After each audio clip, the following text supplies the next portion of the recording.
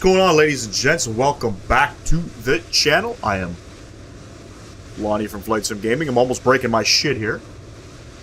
I got a like a boom arm for the mic, and literally it can separate from the actual clamp. So that almost fell out. That could have been disastrous. What's going on? Talal, thank you very much for joining the Maple Leaf Lounge. Welcome everybody. Just started doing some memberships. My man Talal coming clutch as always. Greatly appreciate you. Thank you for your support. Anybody that tunes into my live streams, thank you. We just opened up memberships. It's not something that I'm promoting. I'm not here asking for memberships. It's not what we do on the channel. But I had a guy create some badges for me, and a little while back, and I was thinking maybe we'll do something. You know what I mean? As the time goes on, we're gonna obviously fix up a couple things with the membership stuff. I know there's emojis and things like that we're gonna do, but just something I just wanted to start.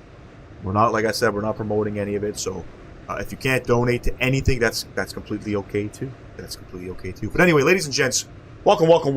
Kind of an odd stream Tuesday evening here, where I'm from. Kind of strange seeing me online, but I'm gonna try to devote some time to the streaming. Try to get my face out here on YouTube. Try to 3 days a week, 4 days a week. If we're lucky. Just to put out more content for y'all. It's just something that I want to do this year. You know what I mean? I want to focus on it. Obviously, I got real world things going on in the background that are a little bit more important. You know what I mean? But, at the end of the day, it's still something I want to do. It's something that I love doing. Yeah,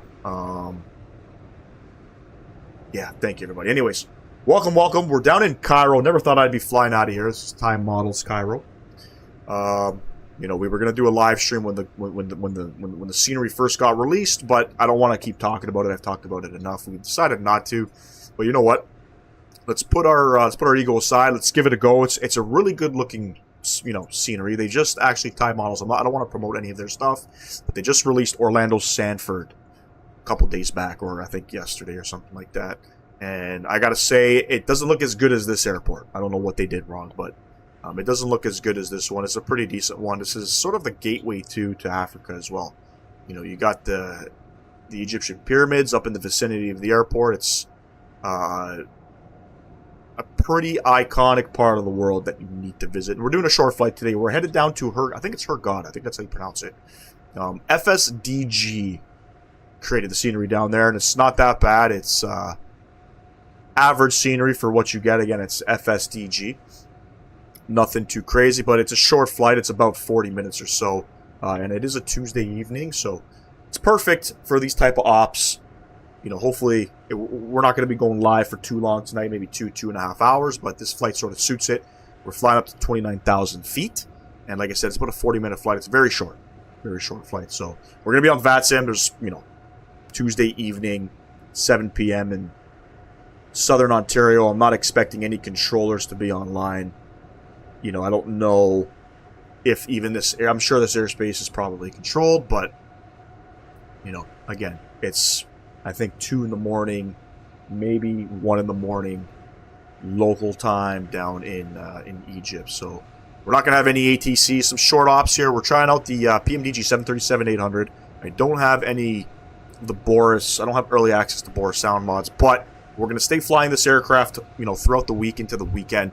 I believe the sound pack's coming out on Friday. And it's relatively cheap. It's like 15 bucks Canadian. We're going to get it. We have to get it. It changes the whole immersion of how this aircraft flies. So, and I think that's pretty important. PMDG doesn't have the best sounds, but it's pretty important to plug in some of the Boris audio works as well. It does a phenomenal job. Thank you, Boris, for doing this. And yeah, that's kind of really it. So anyways, ladies and gents, let's jump inside the cockpit. Talal had mentioned he thought maybe my frames were capped. 100% they are. We looked into it. I bumped up the frames to 100 FPS. I don't know if that's going to create any troubles for me. I don't know if that's going to create, any sort of stuttering, things like that. No idea what's going to happen. It's showing about 80 frames right now. I'm not sure if that's because we're on VATSIM, but I was getting about 100 earlier, and I have changed it, so it's not capped anymore. And it may be beneficial for us. It may not be beneficial. We'll kind of have to see how things work. This is going to be something different. Anyways, let's jump inside the cockpit. I got SimBrief all loaded up here. We're the only ones. Actually, we do have, it looks like we do have another EGYPTAIR 777 coming in. They're not too far away. We'll probably depart as they come in, but again, not much traffic going on. And this live stream originally was scheduled for 7:30 p.m., but I did change it up. And I got some time to come downstairs a little bit early, set things up. We're going to give it a go. Let's go ahead and request boarding. My sounds feel like they're a little bit low. Okay, that's just my headset. We'll come down to the electronic flight bag. Been a long time since I've flown in this aircraft. If you don't set this up, you're not going to get a proper flight plan. We've requested our SimBrief data, and there we have it. So we are EGYPTAIR 042. We're departing out of Cairo, and we're headed to Hurghada. I don't know where it shows it on here. It doesn't show it on here. But here it is right here. 260 nautical miles, relatively short. There's our average winds, all that info. It's great. Then we'll come down to the box, and let's get things loaded up. Again, been a long time since I've been in here. And I did do a little bit of flying with it. I was doing some practice landings. Had to readjust a couple things here and there because it flies differently than the Max. I'm not sure what gate I'm at. I want to say we're at gate 9. I don't really know. Yeah, we're gate 9. So it's requesting to open up some doors and see if they open up by themselves. See if we could put gate 9 in there. Beautiful. We'll come over to the next page. GPS left. Let's go ahead, set it, and forget it. Beautiful. Come over to the route tab here. We'll plug in Cairo. And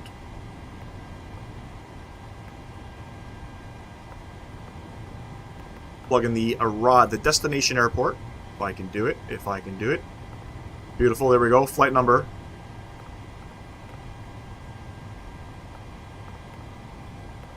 EGYPTAIR 042. Let's go ahead and request it. Set payload, set fuel. Aircraft is very easy to set up, dude. Very easy to set up.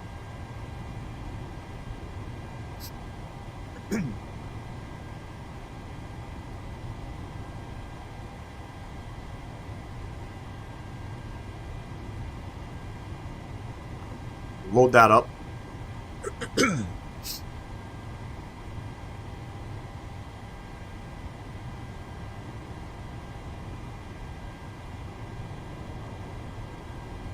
Activate, execute. We'll come over to the departure and arrival tab here. We're departing off of runway 05 center, and there's no departure. So we're going to go runway heading, a couple thousand feet. We'll vector ourselves off to our first waypoint. Let's come back to the departure and arrival tab, and we're going to plan for our arrival coming in, and we do have an arrival. It's the Soko 1 Alpha arrival.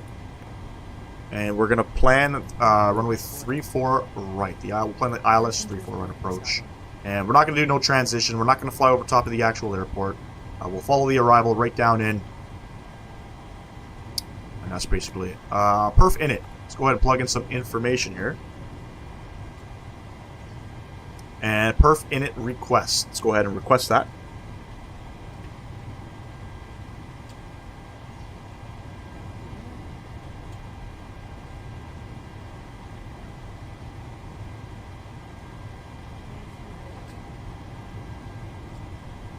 Go ahead, load it up. There's all our information there. So we're cruising up to flight level 290 today. We've got reserves of 2.8, or that's 2,800 kilograms, with fuel cost index of 26, and there's zero fuel weight, 59,500 kilograms of zero fuel weight. Come to the N1 limit, and we'll plug in some information for our performance. We're going to depart off of runway 05 center. Master Ray, appreciate you subbing to the channel. Thank you very much. Welcome, welcome.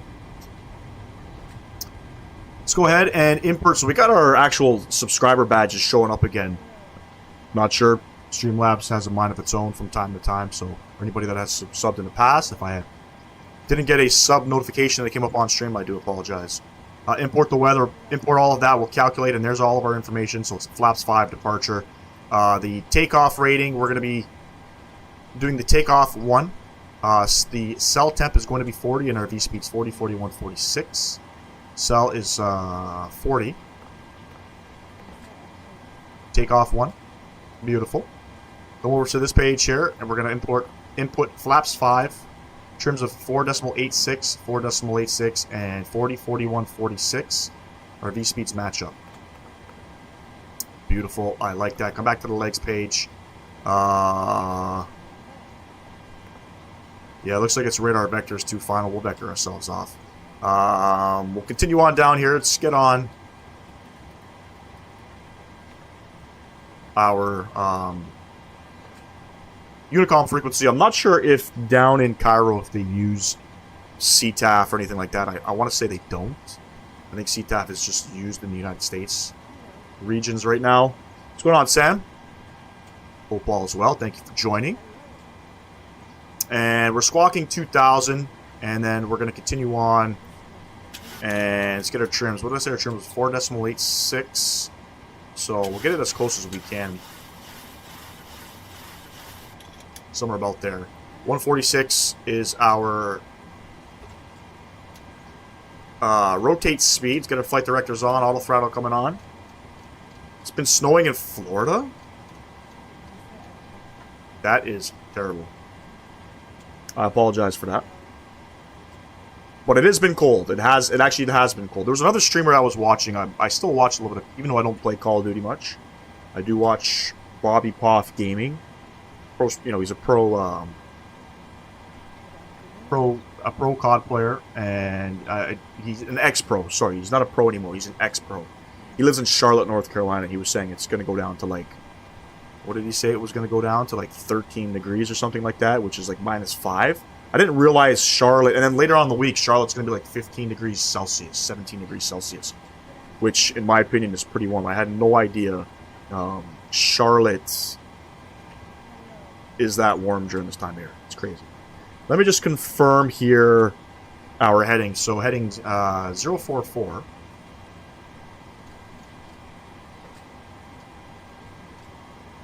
It's going to be our departure heading. There's no departure.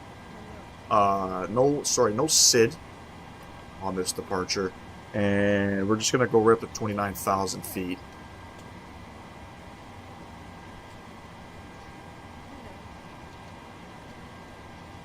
Beautiful. QNH, so if I look at the weather information here, the winds are 080 at 6, visibility at 10,000 meters or greater. Few clouds 2,500 broken at 7,000. It's 16 degrees currently. Keep in mind it's also like 2 in the morning. QNH 1020. 1020 is set. That's all plugged in. Beautiful. I think I'm all set, man. Been a minute since I've been in here, but I think I'm all set. Let's go ahead and get some stuff on here. We'll get that guy on. We'll get these guys on. Beautiful. Window heats coming on. Hydraulic pumps coming on. 29,000 feet on this guy. And let's get some information in here. We'd love to have that 16 degrees Celsius weather here.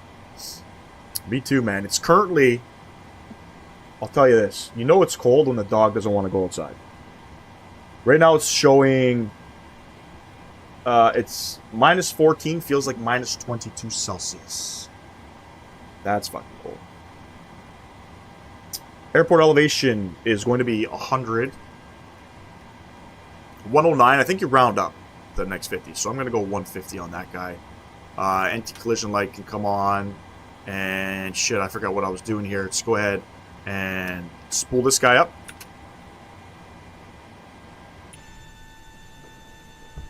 It's hella cold, man. Hella cold.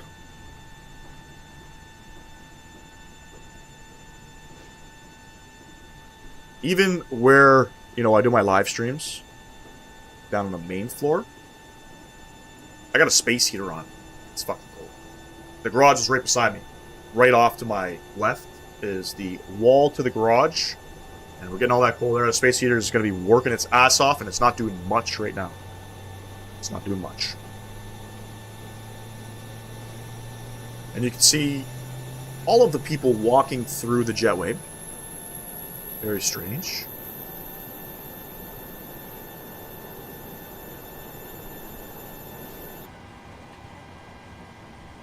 We'll come upstairs here. We're waiting for that EGT to come back down. Once it comes back down, then our APU gens can come online. We'll get that APU bleed on. We'll come down to the box here. Let's go ahead and get rid of some things. We'll go ahead and release the ground power, and we'll remove the wheels and chocks. And I probably should keep this open because the doors we're going to have to close as well. And while I'm at it, we'll get the rest of these guys on as well. I can't wait for it to fucking warm up, Sam. Unfortunately, we got to wait probably until like mid-April. Probably till mid. Actually, today, was it today? Yesterday. Yesterday was also a really cold day for us here. I had to work outside for a little bit. It's fucked up. Boarding complete. Let's come over to GSX. Yeah. 10-4. 10-4. We'll prepare for push. And... okay, one door is closing. What about these guys? Make sure all these guys are good. Beautiful. Beautiful. It was freezing rain at first, but then transitioned to a snow-freezing rain mix. How often do you see snow out there? Hello, Captain. Pretty rare out there, right? I mean, when you think of Florida, I think of the sun. So, I don't care if you're in Tallahassee, Florida, or if you're in Miami. A little wild to think. It's snowing anywhere in Florida.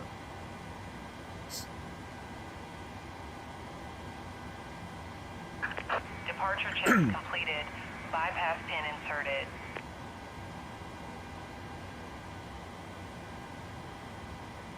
inserted. So we have some traffic coming in. I'm gonna have to make some radio comms while we depart on out of here.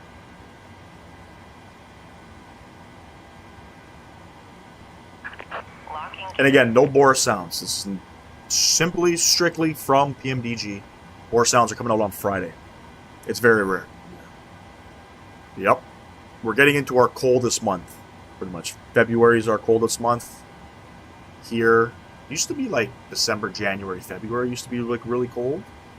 It's just, you know, with global warming and things like that. We're actually, for the most part, it's pretty mild in December now. And it's like where I live, in the northern part of Ontario and some other regions in southern Ontario, they're in the snow belt and they get hit. But very rare too for, you know, it's like 50-50 nowadays for us to have White Christmas. Doesn't happen too often. We'll go ahead and push back there. Release parking brakes, please. Parking brakes coming off. Commencing push. All engines clear. Start at will. Engine number 2. Over to the ground switch. We'll wait for a 20% N2 before we bring in some fuel.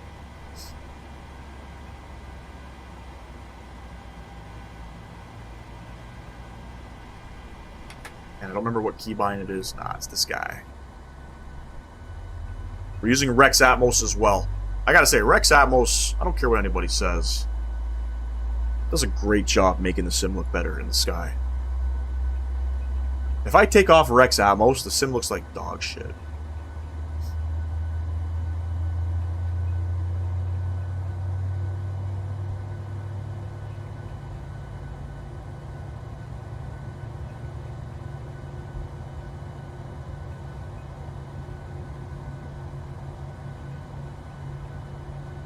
And I think that's a good engine. There we go. Number 1.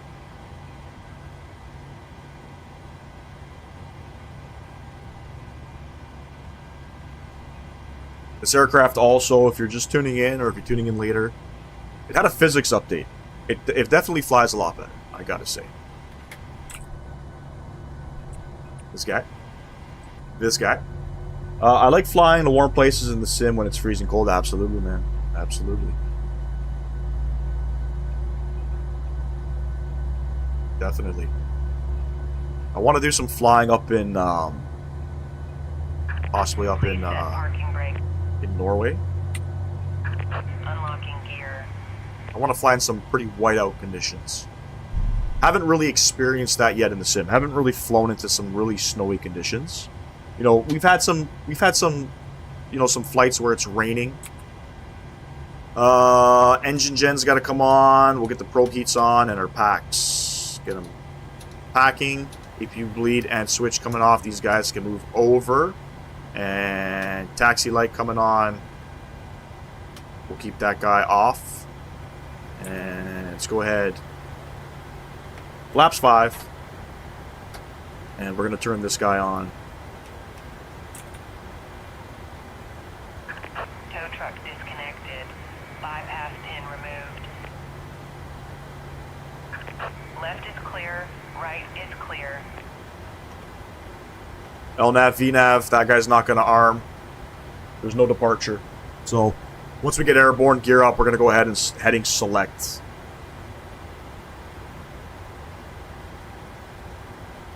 I did Rio to Bogota on the Phoenix A321 this afternoon. That's a very... How long was that flight, too? That flight had to be like 5 hours? Alright, let's make sure we're all set up here. I think we're all set up here. But like I said, been a hot minute since I've flown in this aircraft. I think we're good. We're ready to go. Parker brake coming off. Let's get flying. We have one aircraft inbound, but he's a little bit of ways out. Very short taxi as well.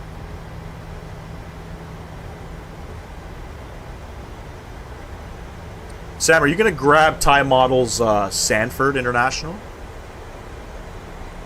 Just got released. I know some streamers are going to be grabbing it. I don't know if I'm going to grab it, to be honest with you.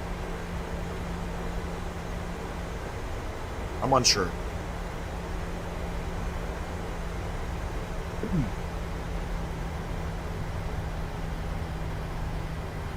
It was like 5 hours and 32 minutes. Believe it or not, you don't realize how big South America is until you fly it in the fucking sim. It's crazy big.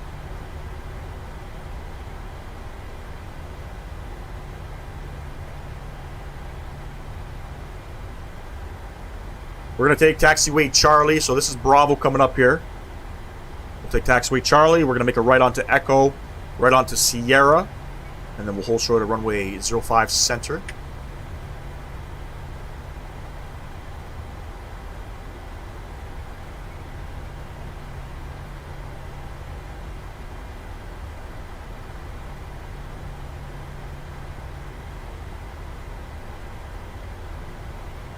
I mean, this is Charlie here. 2,817 miles apart. Yeah. It's like flying across Canada or the United States, New York to LA or Boston to Seattle.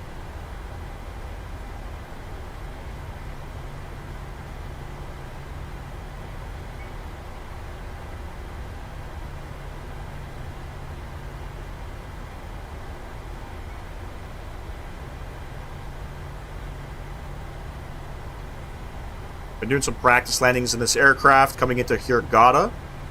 It's been gusty coming in. Should be fun. What's going on, Talal? What's going on, my man? Appreciate you. Talal is a new member of the channel. He's been around a long time, but he's a new member. We got some sick badges. Appreciate you, my man. You didn't have to do that. Greatly appreciate it.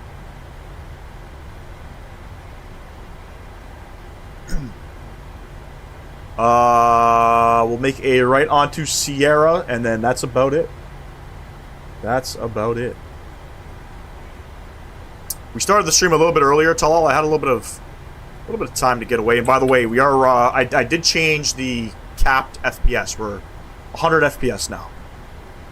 See what happens. Hopefully the sim doesn't break.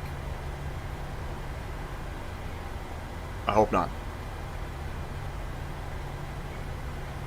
Performance is great at this airport too, gotta say. You see, where's that traffic? Oh, he's way out there. I don't even need to make a radio call.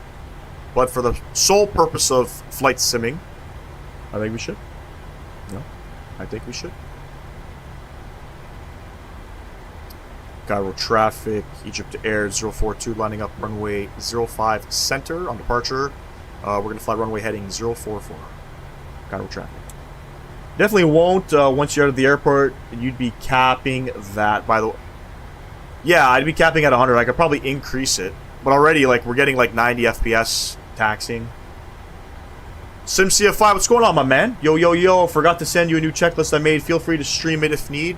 For which aircraft? If you want, drop it in the Discord, my man. I don't mind. Whatever you put out there, I read it. It's very educational. Very grateful for you, definitely, you know, being within my community and posting anything related to flight simming. I think we got to go straight. I have no idea where the hell I am. Yeah, we got to go straight. Made that call out a little too soon. For de-ice? Okay. That's a question I want to ask, though. When it comes to de-icing, I understand, you know, when you're flying through clouds, it's going to build up moisture and stuff like that, and you can risk freezing. But are you only doing it if the temperatures are below freezing or below like 7 degrees or something? Or are you always just throwing on anti-ice whenever you're flying through clouds? What is your company doing? Wasn't a scam. I ended up picking up a 4090. Bro, wait, you bought the $900 one on Facebook? Perfect, thanks, bro. I appreciate that. I'm definitely gonna check that out. I think this is 05 Center. By the way, we're making a return leg back to Cairo. Since the flights are short today, we got a little bit of time. We're going to make 2 legs out of it. Let's go ahead and line up on the runway.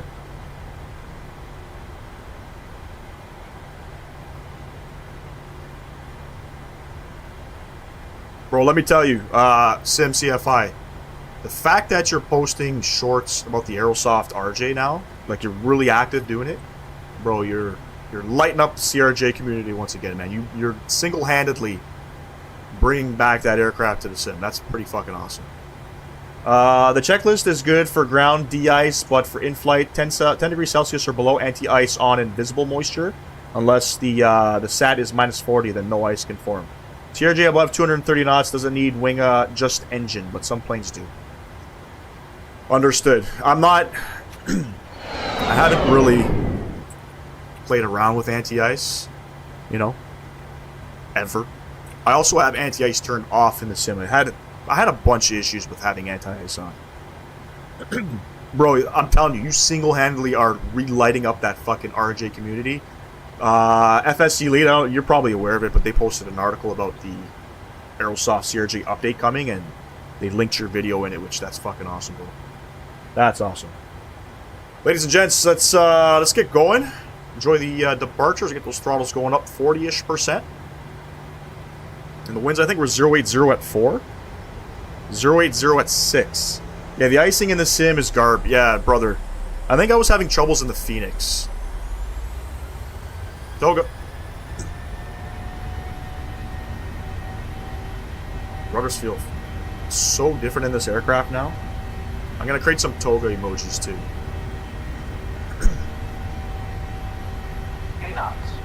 Jack.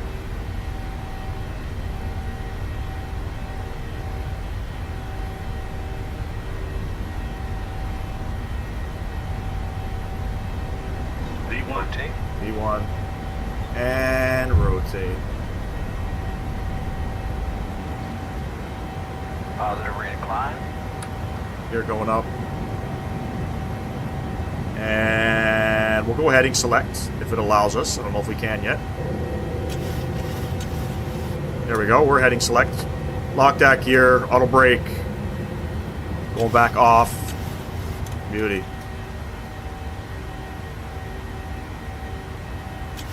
I think transition is 13,000 feet as well. I gotta double check that. Follow the flight directors. And we'll start pitching down, and I'm just gonna go... We'll go direct SoCo, I believe. Go ahead, switch over to LNAV. Let's do it again. Switch over to LNAV. It won't allow us. Not on an intercept heading. I don't know what that means.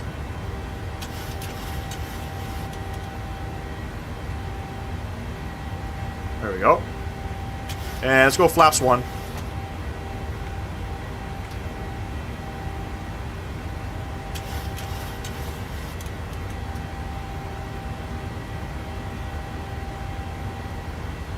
And we go flaps clean.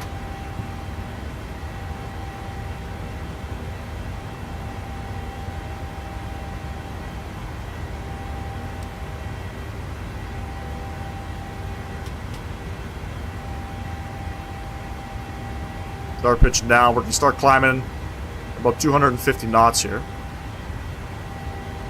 I'm selling a 4090 for that price. There has to be something wrong with that card. Bro. Some of these Canadians up here, man, will steal shit and literally don't know the value of it and sell it for peanuts.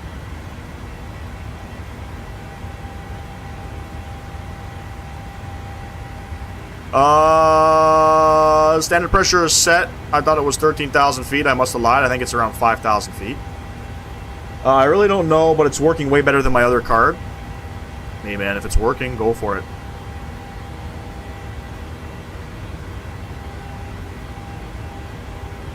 Let's get ourselves straightened out here. And let's go ahead, autopilot on. Nice and smooth. Bring you guys back up top. Let me just confirm something here. Trans level says 11,000 feet.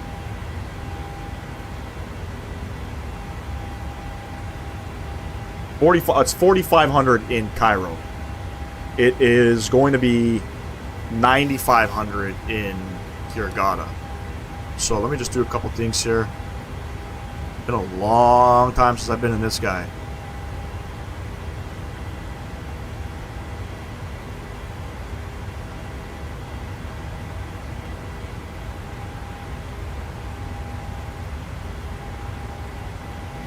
Enjoy the beautiful departure coming out of Cairo. I forget all my keybind settings flying out of here.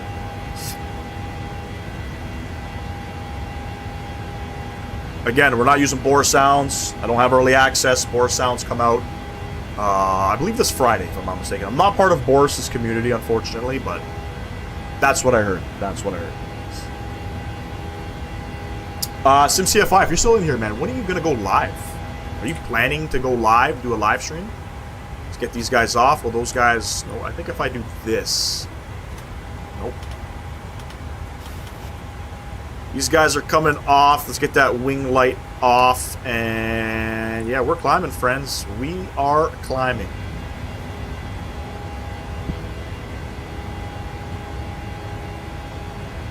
Yeah, Sam, I think Talal was saying something about somebody on Facebook Marketplace was selling 4090 for like $900 or $1,000 or something. Really cheap, man.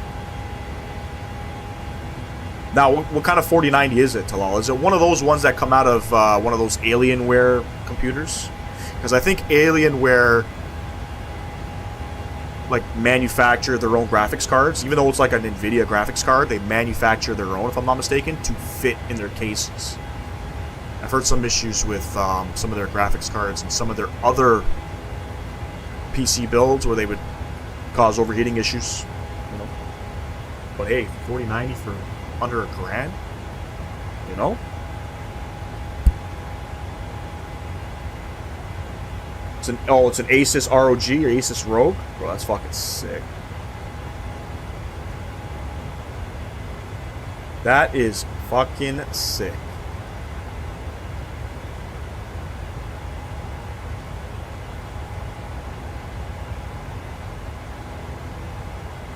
Nah, just vids for now. I rarely do full flights. I mean, unless you're flying the real thing, you know. Yeah, definitely keep posting those videos, man. Super helpful, man, for guys like me that don't know fuck all about how to fly an aircraft.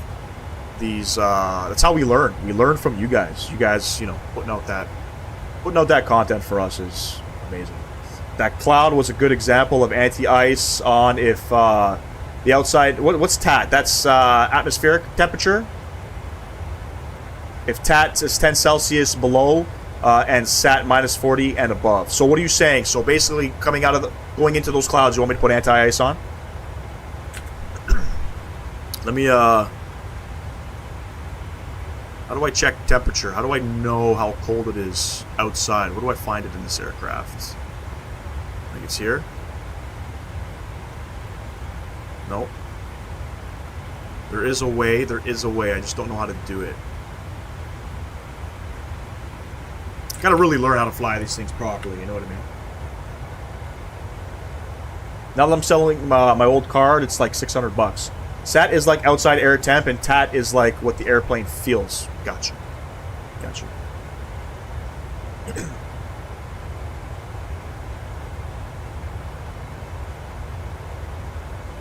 Top left of engine Goth is TAT. I don't know where SAT is.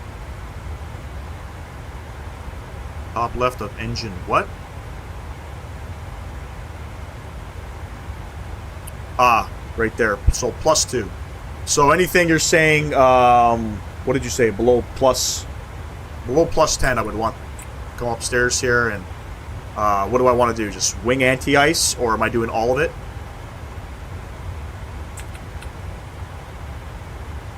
Hard to fucking see that too. Holy.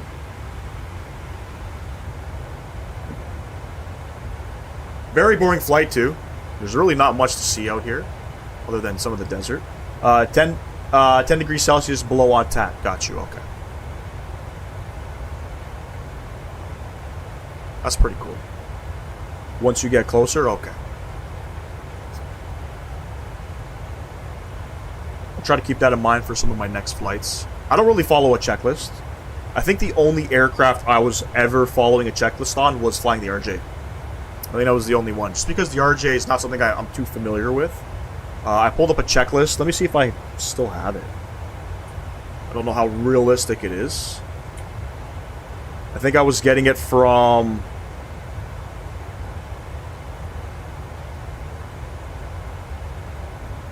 No, this is definitely not it. This wasn't it. I forget exactly. I think I have it saved somewhere on my computer.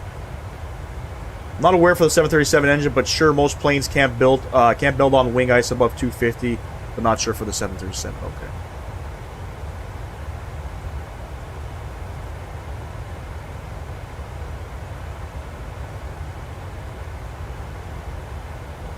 Right now, too, so we're going through clouds right now. And we're -5. We'll throw these guys on.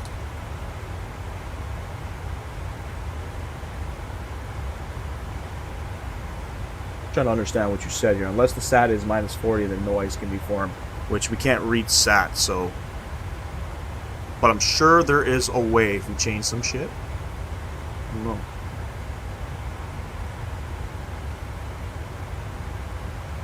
Need you to get type rated for a 737. You think flying over the desert is boring? Try looking at the Amazon jungle for 5 hours. Yeah. We don't do enough flying out there in South America. Just waiting for that Brazilian update.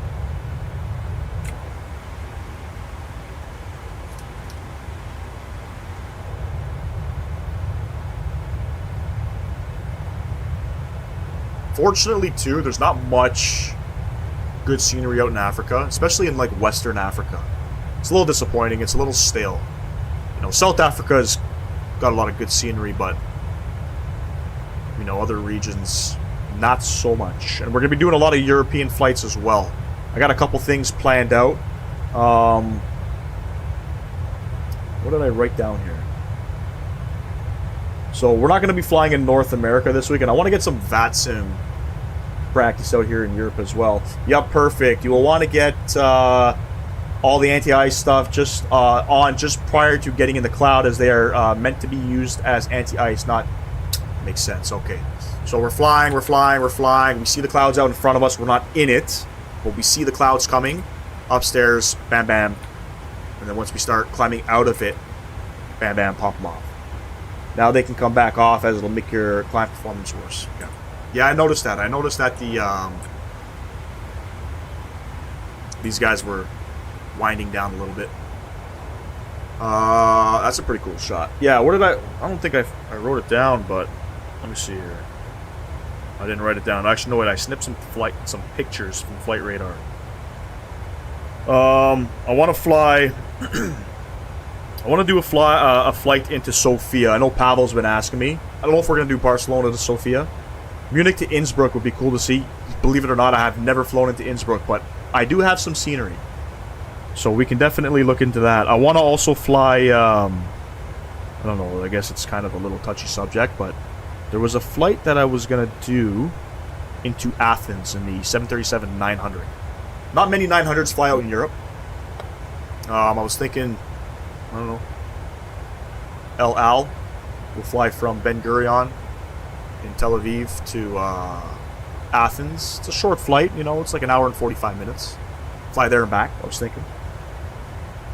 Got some flights in Italy. Just trying to find, you know, 737 focus flights. And so the checklist deals with on-ground de-ice if you need it, or it should make it more simple. Okay, perfect. Now, is the checklist... I gotta check it. Is it for the CRJ? Let me see what you put here.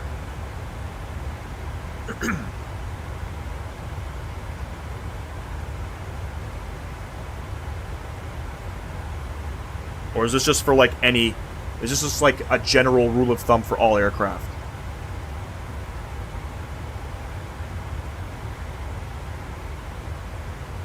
I see. It's a de-ice checklist while you're at the gate. Yep. Yeah, I'll definitely read through that. It's pretty cool, man.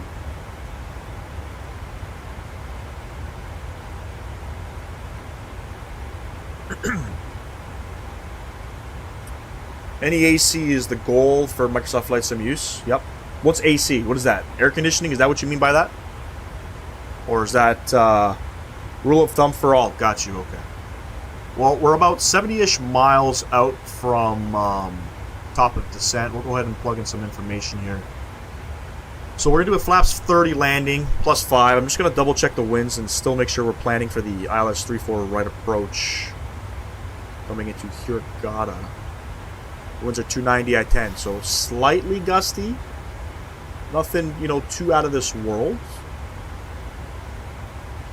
Got you. Okay, so AC is a term for aircraft. My apologies, man. I'm still slightly, you know, kind of learning. I come from the automotive industry. AC to us is air conditioning. So yeah, we'll plan for the ILS 34 right approach. We're going to do a flaps 30 landing. We're going to do a wind correction of plus 5. And let's go ahead and plug in some information for our winds. QNH 1018. So I think we got to do this. We'll plug that in there. We'll execute that. We'll request some stuff. Terminologies, man. You believe it or not, like, you know, terminologies, abbreviations can be different for many, many different things, you know.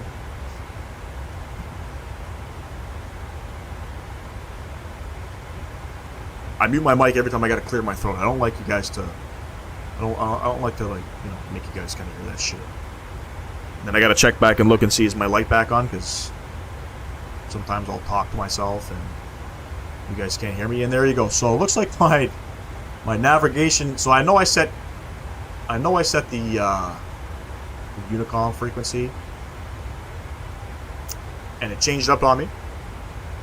I know I set it 110.3. So we'll go ahead and we'll change this guy.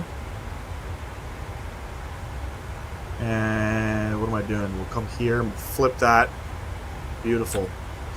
So I think the last time I checked to see if there was any keybind issues with my side stick, but I think I gotta check keybind issues with my yoke. Yeah, we're on 22.8 now. We'll do an auto brake 3 for this one as well.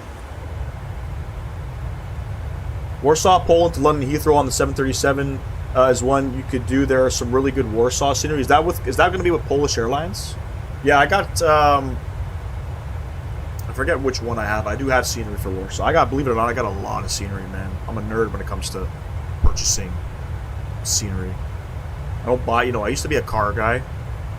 I'm a mechanic. I'm a car guy technically, but I used to have, like, I guess I used to call it my own race car, and I used to pour money into that.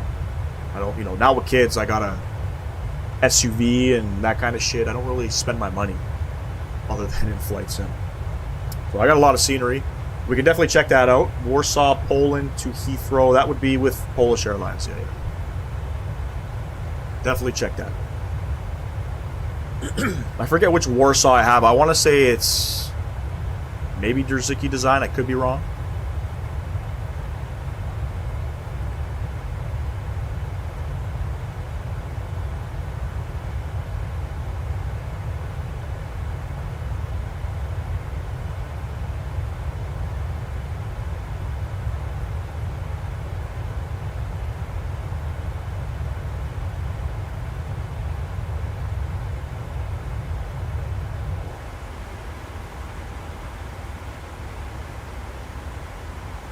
What is my final approach course? I think it's 2... What is it? 341.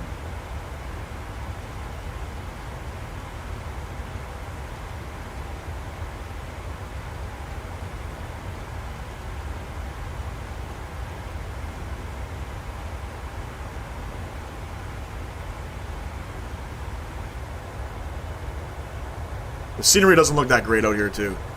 Not an area that Asobo has done any type of photogrammetry for, you can tell. It looks okay, but it's really not that great. They use the 737-800 and the MAX on that route. I didn't know Polish Airlines had MAXes, but they just had the 800s. I think we're going to stick in the PMDG, though. I want to get flying in it. And then obviously coming up to the weekend with the Boris Sounds. Take a look at that as well.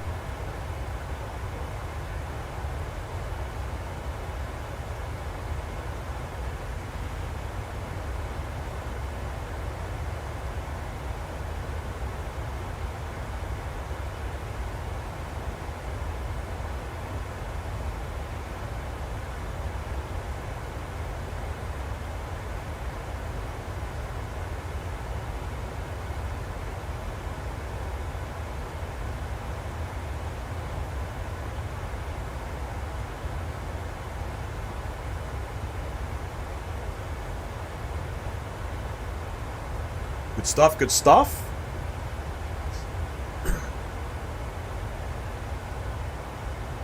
Gotta say, today was a slow day at work. You know, it's that time of year for us. You know, it's not overly busy. People paying off credit card debts for Christmas and that kind of stuff. So, not a lot of people have an interest in maintaining or spending money on their vehicles, and I totally get that. Fortunately, with Honda will forever have recalls that keep us busy.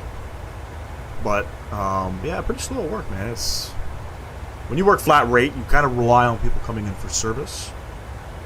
But, you know, the Honda recalls have been sort of keeping us busy. We're doing a lot of fuel pump recalls right now, unfortunately.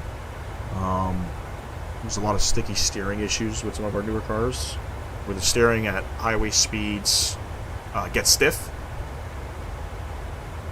So if anybody drives a Honda, you probably have that recall. Top of descent coming up in 18 miles.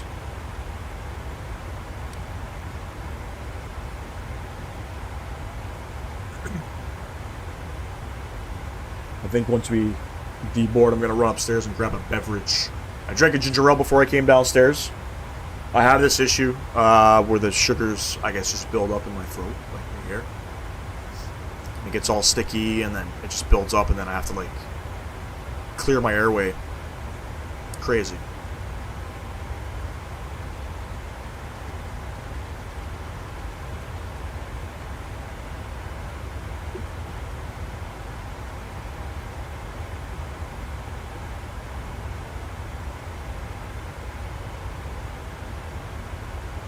Just call the FA.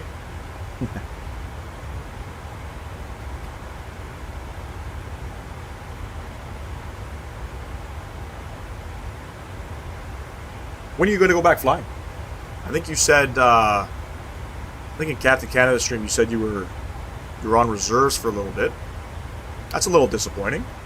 You get paid to be like sitting at home, or you guys are you contracted? Like how does pay work for your company? You get paid by the flight, or is it just? I think it's a contract, if I'm not mistaken, right? Let's go ahead and get down to... We'll get down to about 4,000 feet. No ATC online, so we're just going to make do with what we have here.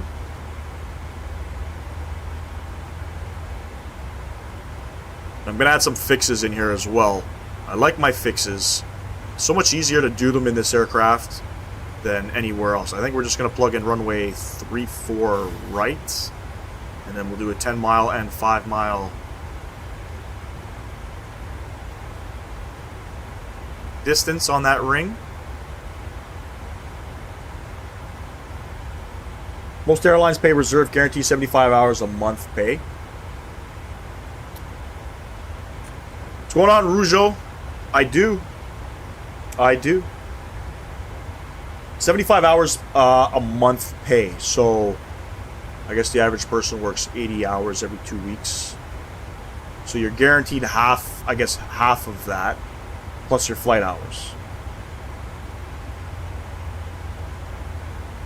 And you get paid, so being paid on reserve, when you're flying the aircraft, you get paid like in like block time, air time. Does it matter? Do you not get paid that? When is the A350 coming out? No idea. You want to do some Turkish ops into Africa? I got no idea. Waiting for more FOs above me to go to mainline so my number can get up in the rank. Yep. Absolutely. Absolutely. Become a little bit more senior once those guys get out of that. They go up to the bigger guys. You become a little bit more senior. Is your plan to be a captain for your company, or if the floodgates open up? Let's say if a company close to you opens up and they're looking for anybody to fly like Airbus, like any FOs to fly an Airbus or 737. Are you gonna go switch over, or do you want to be a captain where you're at? I see I can send super chats, but how do I become a channel member? Okay, so if you go to, I think it's my YouTube channel page, it'll show somewhere in there memberships. Pilots can only legally work 100 hours a month. Most pilots fly 75 to 85 hours a month. Okay, so you get to fly, you can only legally fly 100 hours a month. Plus, if you achieve that, you still get that guarantee reserve of, what'd you say, 75 hours? You get that guarantee as well? Got you, okay, got you. On reserve, if I fly or don't fly, I get paid. I just miss out on per diem and flight time. And flight time's important. You need to rack up those hours. Super important. A lot of airlines, they look for like a minimum of, I think it's like 1,500 hours or something. If I'm not mistaken, you could probably answer that question, but then it takes a long time to get that too when you're sitting on reserve. It's just like, ah, fuck, I'm kind of stuck. I have to stay with this company. I'm not getting any hours, but at least you're in, working for an airline.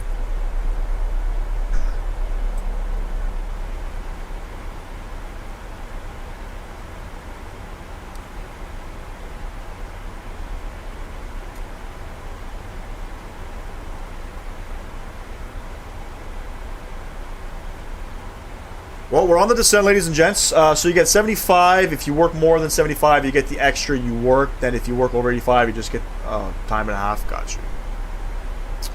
Yeah, I don't know what time and a half is as a flat rate mechanic. We don't get time and a half. We make a lot of hours. Keep in mind, like, what I do, Rujo can chime in on this too. We can work an 8-hour shift. And depending on how skilled you are, you can, make 20 hours in a day. Right, you work 10 days in a paycheck. You can make up to 200 hours. It's crazy money. Crazy money. Some dealers, not every dealer. Honda's a great dealer to work for because they're always going to be busy, unless your dealership sucks ass and they don't know how to keep people walking in through the door. But every other car you see on the road is a Honda. Should be busy. And we could be at work from 7 till 4. If not one car shows up, you don't get paid. There's no overtime. There's no guarantee minimum when you're flat rate. None of that. Some dealers will have, sometimes they'll have things like that, but for the most part, it's completely unheard of. Might be different in the U.S. Yeah, I only got an LGA turn this month. That's pretty cool. What's that approach coming into LaGuardia? Is it the freeway? I forget what it's called. No, the freeway. It's called the expressway visual or something like that. Are you allowed? Does your company allow you to fly that? But I ain't complaining. I'm not in a rush. Getting paid to play games at home ain't bad. Yeah, that's the fucking dream, isn't it? That's the dream.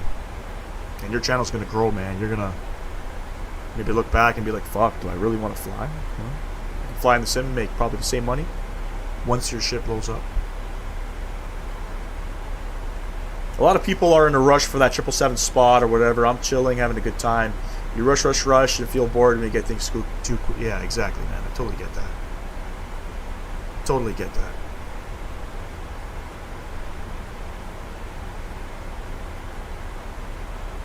can't do the river visual. That's, yeah, a little disappointing. I feel like that's a little disappointing, but you're right.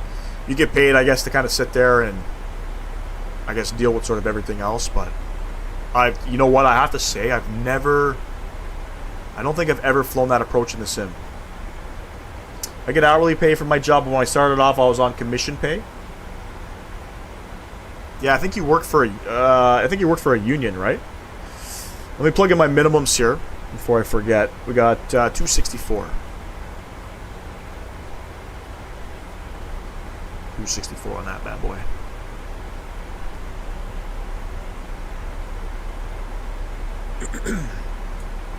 Nah, I'll fly for free. Just don't tell nobody. Yeah. Yeah.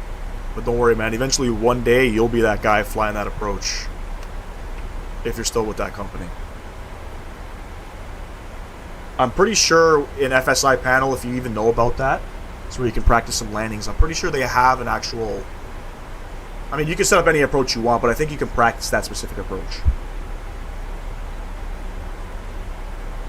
Yeah, you're part of the union, yeah. So, I think here in Canada, or at least in Ontario, if you're part of the union, you're paid hourly, but the hourly wage is pretty high compared to, like, some of the other guys. It's awesome. It's not bad. I think LaGuardia Parkway is harder. DC is pretty much, yeah, you're following the river, exactly. Yeah, I tried the LaGuardia Parkway in the E-Jets. The E-175 are doing it offline, and that aircraft cannot fly that approach. You need an aircraft that has, like, if you're doing... Does your company fly that LaGuardia approach manually, or is it you guys in autopilot? Because I tried flying it manually. Like, obviously the E-Jets is fucked up. The Flight Sim Studio E-Jets is not the best aircraft when it comes to following flight plans, but, you know, doing it in the Phoenix or the PMDG, it's very nice to fly.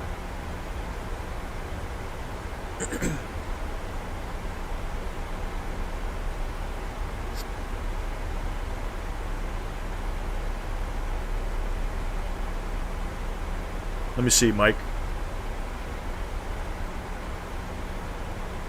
No, I don't think I have the join button. But if you, Mike, if you're still in the chat, if you go to my channel page, it'll show like categories, shorts, live, all that stuff. I think if you keep scrolling, it'll show memberships. Unfortunately, it's different for me as the channel owner. I can't see what you guys see, but there's no join button. Yeah, I mean, I don't know. Visual approaches should always be hand flown. Should be, right? Any plane can do it because it's a visual. We back it up with the RNAV. Most RJs no VNAV anyway, so yeah, pretty much, yeah. It's all visual. You guys got, like, I guess, POIs on the ground. Are you just following the river, or are there POIs? And I think there's, like, isn't there, like, super restricted airspace doing that approach as well into DCA? But you got, like, the fucking Pentagon and the White House literally, like, off to your left of me.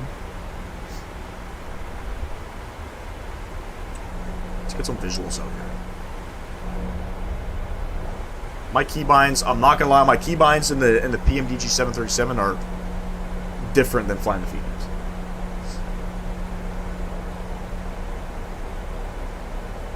I don't see it. I checked everywhere. Oh no, that's weird. That is weird. You have Pappy angled to you from the runway. Got you.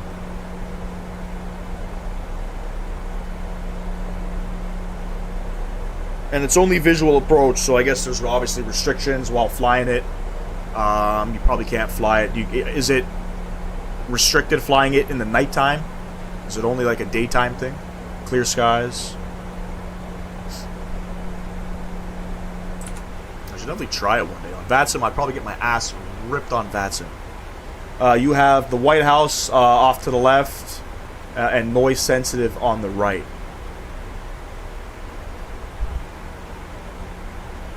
SimCFI sees the join button. Mike, I don't know what's, I mean, no rush, man. You know, I don't want you to spend no money on me, my man. I mean, you know, I don't want to spend no money on me. I mean, you buy me a sandwich, you know, we'll go for sandwiches next week or something. You buy me that? No, I'm just kidding. SimCFI, I don't know if you're into like hot sandwiches, man. You probably know about California sandwiches, but if you don't, you need to go to California sandwiches if you're into the hot sandwiches. We're talking hot veal or chicken sandwiches. You know, it's got tomato sauce, mozzarella cheese. I think it's mozzarella cheese, maybe provolone. I don't know what they use, but we're talking some big fucking sandwiches. If you haven't tried it, I highly recommend it. They also have other things there too, meatballs and stuff like that, but California sandwich, it's the best. Oh, you're Italian? Fuck, me too, man. My mom's Italian, my dad's German. I have an Italian last name. My first name, I don't know where the fuck it came from. It's my dad's name, but it's not German. You have one near you? I think the best California sandwich I've ever been to, there's 3 locations. I've been to a lot. I like the one on the Queensway, if you're in the Toronto area. Queensway and East Mall in Etobicoke. Love that place. Shepherd and Chesswood was the first one that I've ever gone to. By the way, Sam, if you ever come to Toronto, I think you're doing... Aren't you coming to Toronto? You're doing a layover or something? If you have time, leave the airport, go to California Sandwich. And then the OG spot... The OG spot, I believe, was like Queen Street, downtown Toronto. But for me, it's Stufford and Eglinton. It's like the super OG spot. Do you know Simple Takeoff? Yes, I've seen his videos. Yep, he's from Toronto. Too much sodium for you? Yeah, man. You're going to have one sandwich. What they used to do back in the day, they used to take like 2 big chicken breasts and slap it on a Kaiser bun. 2.5 chicken breasts. They kind of cut back, you know. First one for me was Little Italy. Yep. That, I believe, is the original one. Your nonna lives down there? Yeah, that's, I think, the original... The original one where they got all the nonnas in the back making the sauce and cutting the buns. And... Aspetta, ma che cazzo fai? That's all I remember. That's all. I don't speak Italian. My mom speaks it, but I wish we learned how to speak Italian. My grandmother passed away. My nonna passed away when I was very young. She used to speak it to us, but my mom never continued it on after she passed. So my sister and I never really continued on speaking it, you know. We have a 4-hour connection in Toronto, so maybe... Do they have a place in the airport? No, it's outside of the airport. They actually used to have a place close to the airport. But they closed it down. I don't know where the hell they moved to. They put a sign up. There was at Dixie in the 401 area. Dixie and Britannia. Literally, like, right on the, like, behind the airport, but they closed it.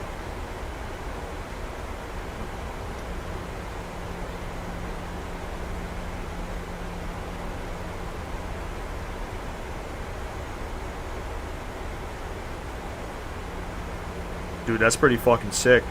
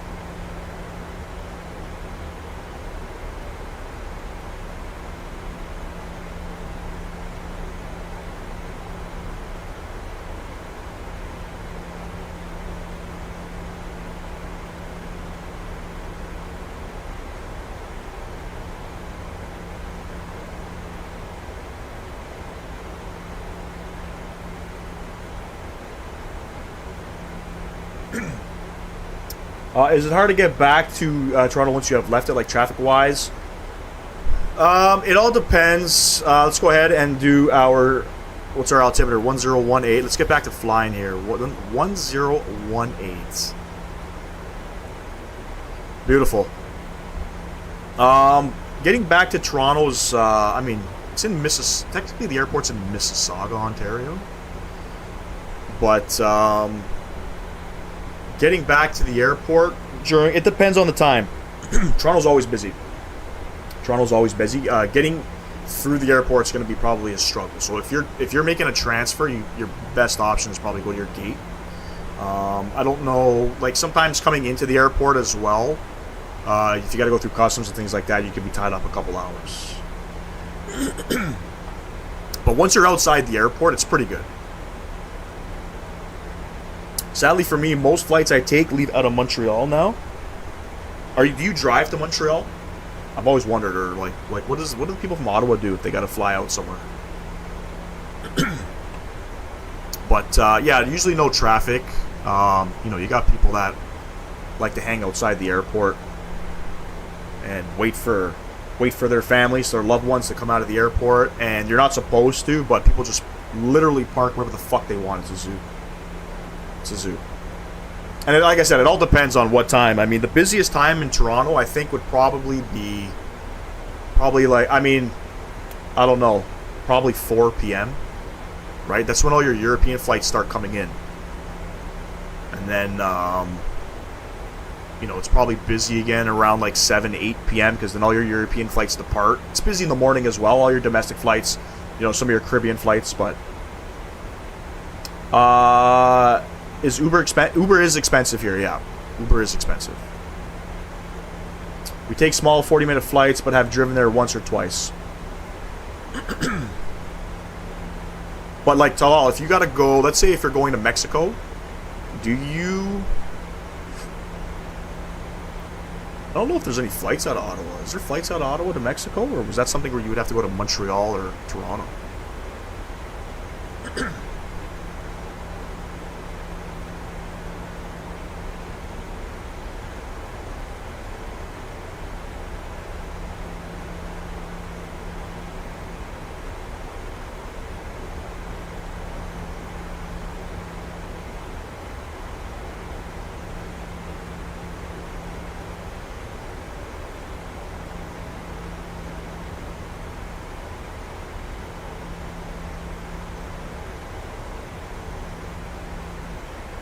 Fuck, we're coming into the mountains. Let's go. We'll go heading select. And let's go ahead and start turning it. Shit. Start turning it now. Had the wrong switch bugged in here. CRJ Beta 219 out. Let's go. My man. I'm surprised they're even allowing you to, like, really talk about it. I didn't think they would allow you, to be honest with you. I thought they were going to keep that a secret. Let's get the speed down to 210. Pearson is really a nightmare for connections. Only time I have been there, the only time I have been on time there is like maybe last year. It's getting a little bit better. It's getting a little bit better. Speed coming down to 210. We're going to go ahead and we'll start. We'll go into vertical speed here.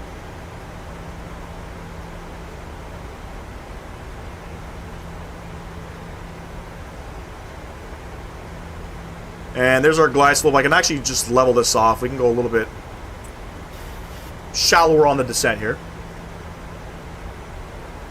And I'm going to go ahead and we're going to arm the approach button. You can't fly over mountains. You can. I just didn't want to extend it out too far. I also I wasn't sure if we were going to crash. He let me make the vid. I want to say it's getting closer, but I'm just guessing. Well, that's good that he at least allowed you to sort of do that, right? It's been top secret.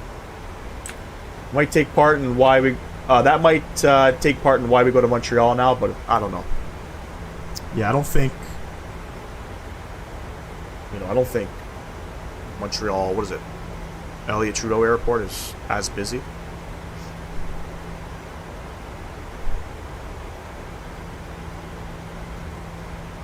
Continue to shallow that off there. Beautiful. Just to confirm, I don't think I have any traffic coming into Hurghada. Nothing. I'm not gonna bother making any radio callouts. Waiting for that Yoke to come in.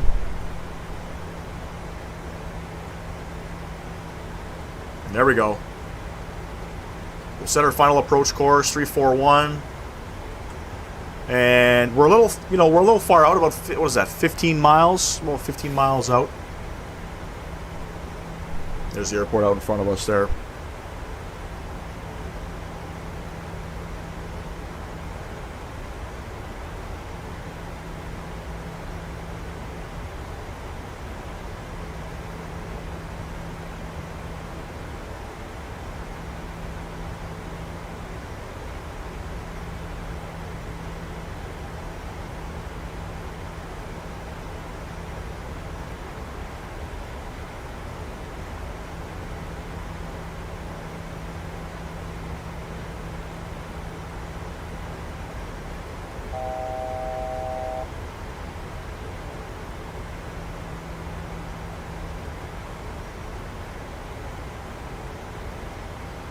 All right, let's go ahead.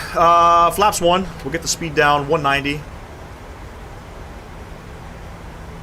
2,500. Alarm that speed brake. There's 2,500 feet. Can we see a flight to Lukla Airport? Yo, he's got, there are some streamers out there that'll land anything at Lukla, but I don't think I'm qualified to land in Lukla. I don't think I'm qualified. We could try. I could do, like, I don't know, maybe we could do on the weekend like a GA thing. You know what I mean? What's our missed approach altitude? It says climb straight ahead on heading 341 to 2000, then turn right to reach the VOR at 4000 and hold. Holding on the actual VOR. Fan-freaking-tastic. And we'll go flaps 5. I think, and 170 on the speed.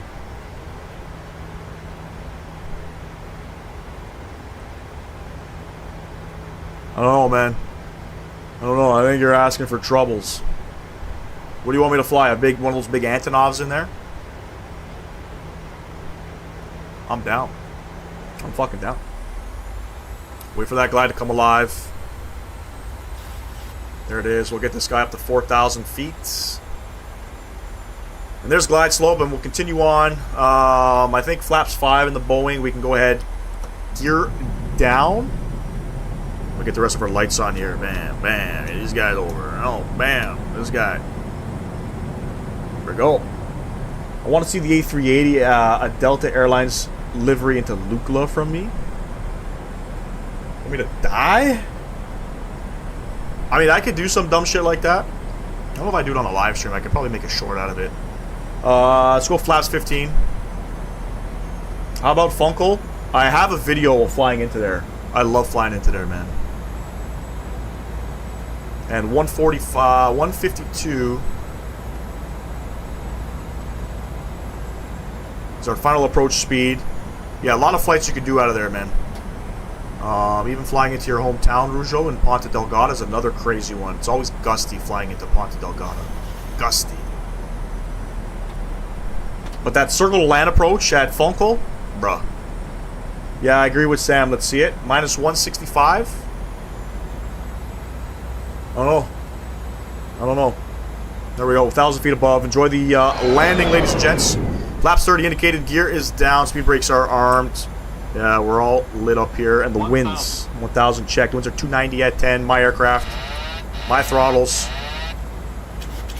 And we're going to find out what happens. We're going to find out real soon.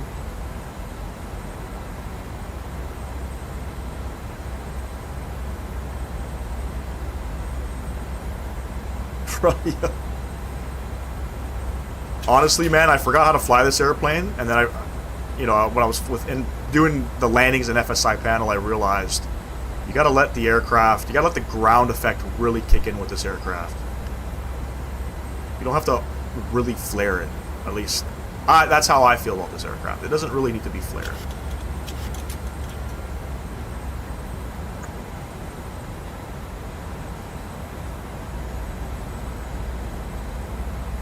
Getting blown away a little bit. Got that nasty crosswind coming in.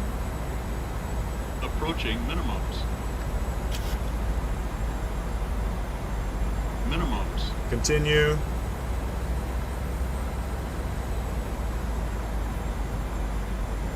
$100. 50. 30. 20. 10. Oh. belly.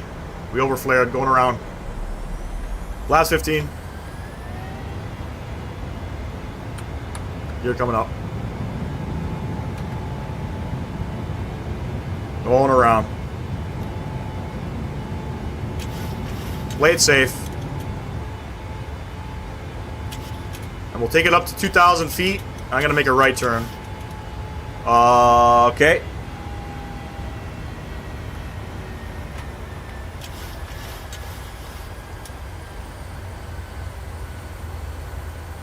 And we'll go flaps 5.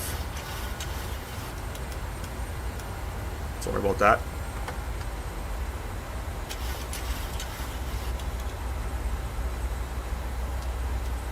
I don't know why I can't select the flight directors. Let's get this guy up. 210.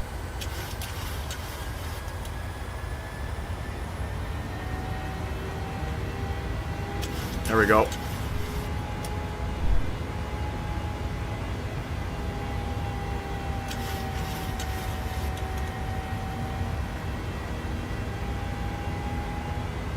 Let's go flaps 1. And let's turn it around. We're going to go up to 4,000 feet. And I probably should have flown that missed approach, but we didn't.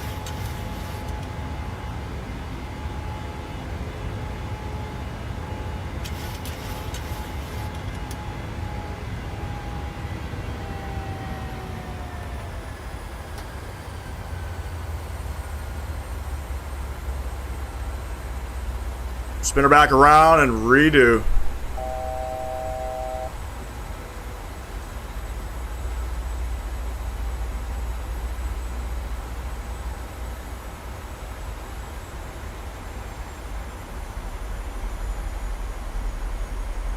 We're heading 190 and we're descending. Very messy approach. I mean, go around. Very messy. Very messy.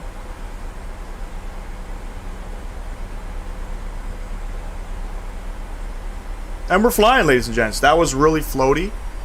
Yep. 100%. And we're not going to go heading 190. We're going to go ahead and we're going to call it heading 165.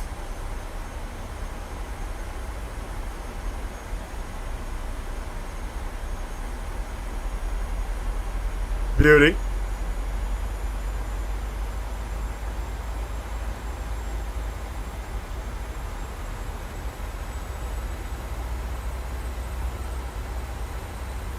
We'll get it back. Don't worry. We'll get it back. Okay, I'm scared to go in autopilot because I feel like it's not going to go up to 4,000 feet.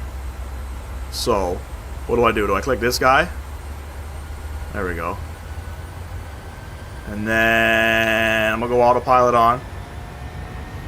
Bring you guys back upstairs here.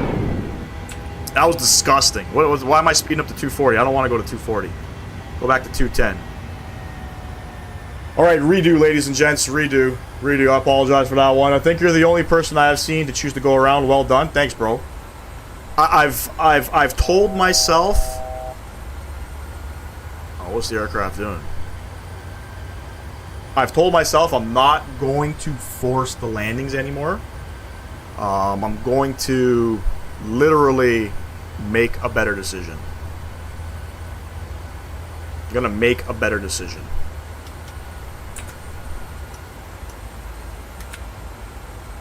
That's what I told myself I'm going to do. Now, we're going to reset up the approach here. Everything's all good in there. And we're going to redo it. We're going to redo the approach. That was the worst I have seen from you so far. My apologies, man. We'll get it. It was really floaty. Yep. It didn't sequence in a go-around mode, maybe because auto throttle is off. Yeah, probably. I don't know. I've always flown this aircraft and taken auto throttle off at... taking it off at... once I start,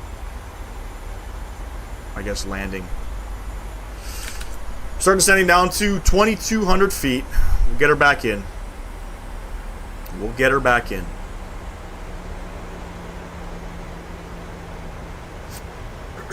Didn't like it.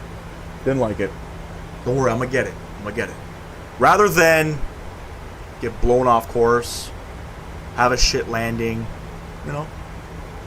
You guys are making me nervous tonight, I'm not gonna lie. I got a rear-wheel pilot in here judging me, you know. Just kidding, man. Just kidding. Let's get her back down. Let's focus here. Just extends a little bit. Let me just confirm that there's nobody coming in. There's nobody coming in, so we're gonna get her down on the next one. I don't think we got some fuel there. We're gonna, our mins, I think, are, I don't know what they are, but I think we're all fueled up, so we should be, for the most part, good to go. Judge, bro. I was actually talking to my buddy about this today. You know, I guess he got a so he's got a YouTube. So Rujo has a YouTube channel as well. If anybody's into Path of Exile and MMO games, that's the guy. He just created one. He just started his own YouTube channel. It's doing really well. He was talking about he got a negative comment from somebody, and it, you know, it was bugging him a little bit. People are gonna judge you. You know, it is what it is. It's not. It's nothing you can take personally. You know what I mean? And I appreciate the feedback too. I appreciate the feedback. I don't know how many times I've tried to land the aircraft. And let's go ahead and start that turn. I've tried to land the aircraft, like force land it, shitty approach, unstable, and everything just kind of goes south. So the worst I've seen too. I'm disappointed. Don't worry, man. We'll get it back around. Curly Toes. Hey, what's going on, Curly Toes? How do you like flying the Boeing 737-800? And have you tried the new 777 freighter? I have tried the 777 freighter. I love flying the 777. It's a butter machine. Flying this aircraft, I mean, it's not bad. It's not bad. 2,500. But gotta get used to it again. It's been, I don't know how long it's been since I've flown this aircraft. Physics are different in the game for every single aircraft.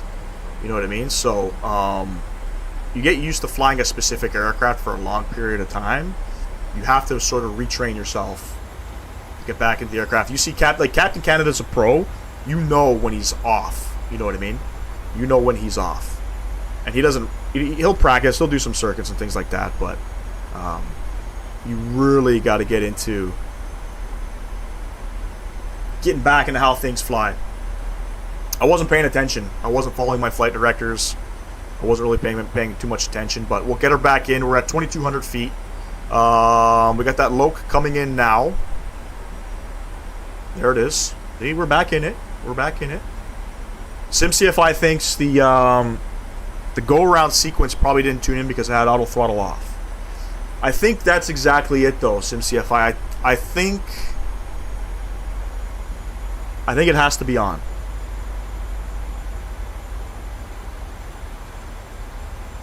I think it has to be on.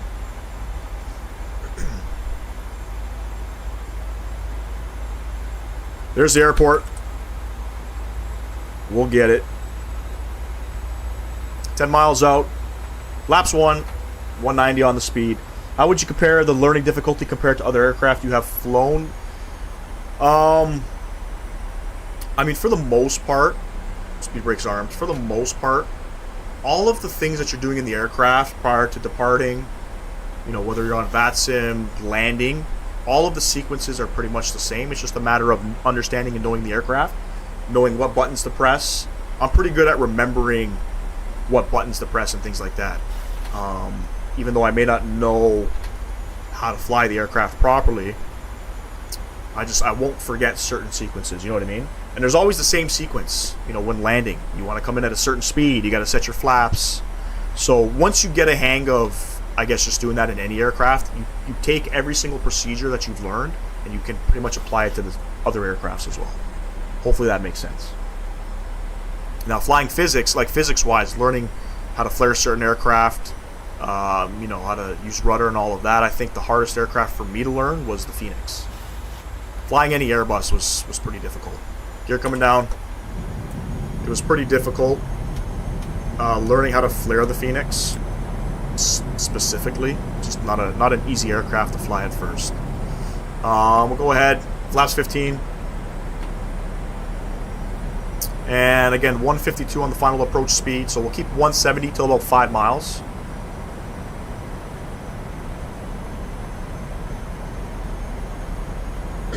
And missed approach altitude, 4,000 feet. I don't think we can do another go around. We might have one more left in us. And there we go, 152 on the speed. Gonna go flaps 30. We got gear down, 3 green, flaps 30 indicated, speed brakes are armed. We are lit up here across the board. And let's redo this one, shall we? Let's redo this one. Enjoy the arrival. Part 2. And 1,200 feet, my aircraft, my throttles. I'm going for it. Let's go.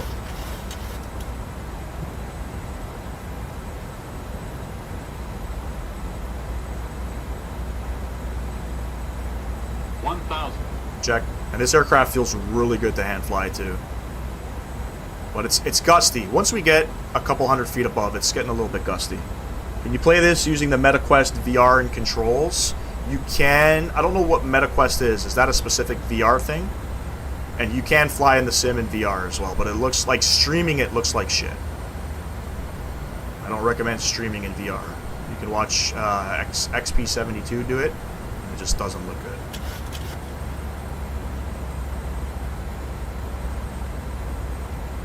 You're going to watch this wind here. This wind's going to be shifting on us. 3 whites, 1 red.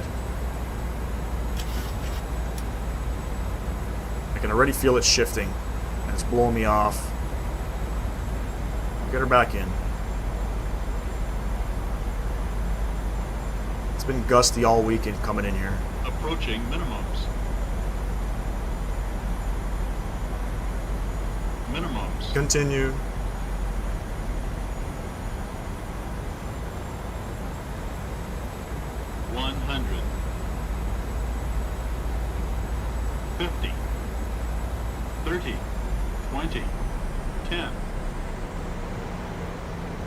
Come on. Reverse coming out. Maintain center line. Keep the nose up. Nose down gently. Better, but not great.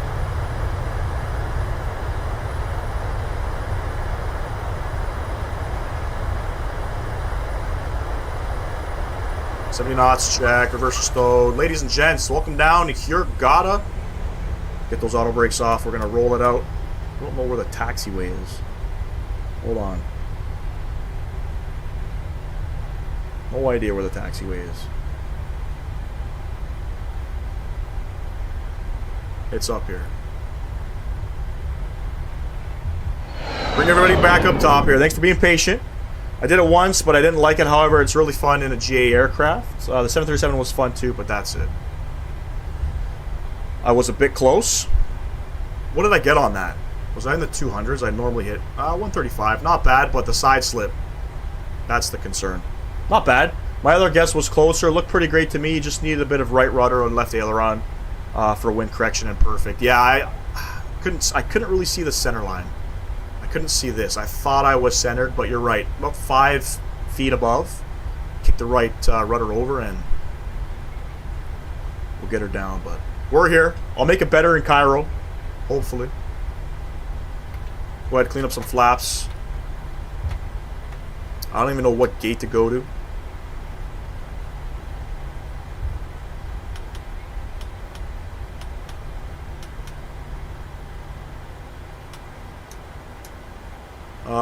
Let's go ahead and get some stuff off here. Beautiful. And we'll get this guy going. I have no idea where this company parks. We're going to go to the terminal.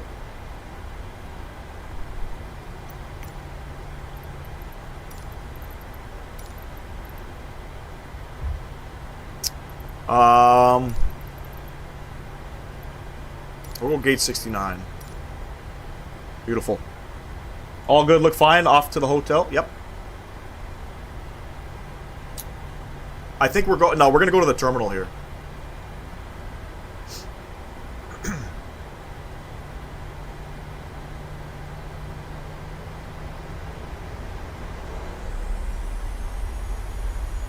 Doing a return leg back to Cairo. You're doing that return leg.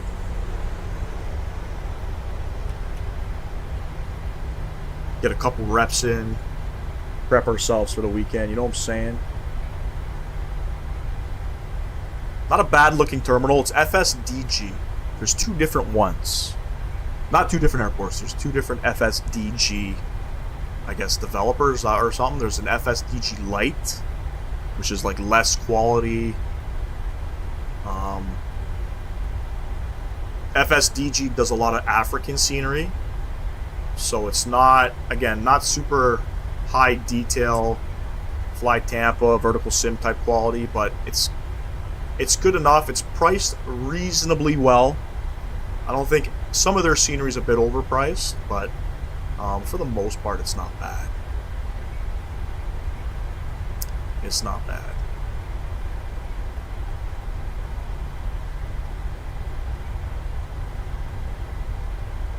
I forget what gate I think. I'm going to gate 69, right?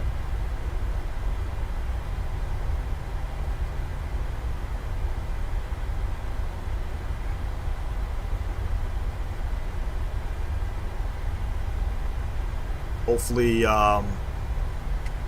GSX works here. I have no idea if it does.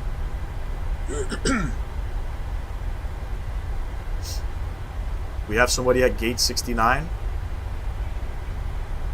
Yes, we do. Also, the Honeycomb Alpha Yoke is not super ideal for flying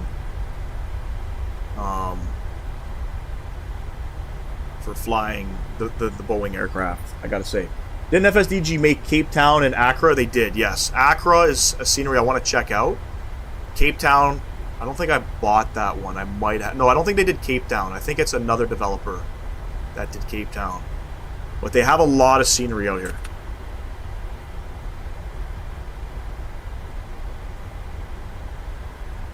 A lot of the smaller airports. I got, like, I think FSDG did Victoria Falls. I know I have that one. I think they did Walvis Bay out in Namibia. Is another one. If you guys want, I could do a quick little go around of the terminal. I'm not sure if the interior is modeled.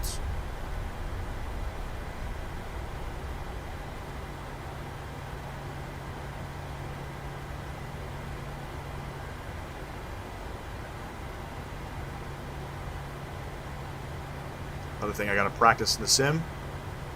Parking the aircraft. We're gonna get this guy to dance.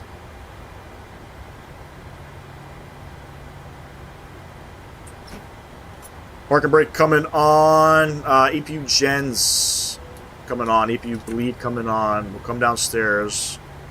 Shut these guys down. What else do we gotta do here? Should we keep the packs on? No, I don't think we need to keep these guys on. We'll get those guys on. We'll get these guys off. We could probably get these guys off. And we can get these guys off. I think that's close. I don't know. Request deboarding. How much is the scenery? I don't know. I think... I'll tell you this. I know I got it on sale. Here, let's have a look. I know I got it on sale. It's a decent looking terminal. It's not again, it's not the best. I think maybe 15 bucks. I think maybe 15 bucks. Is it modeled inside? No, it's not modeled inside. But let's look at these palm trees. Yeah, the palm trees look like something out of fucking... They look like tropical sim palm trees. That's disappointing. I never really looked at it like that. But decent looking terminal. Yeah, the terminal looks nice. It's nothing crazy. I don't know what's down here. This may be where the cargo stuff goes.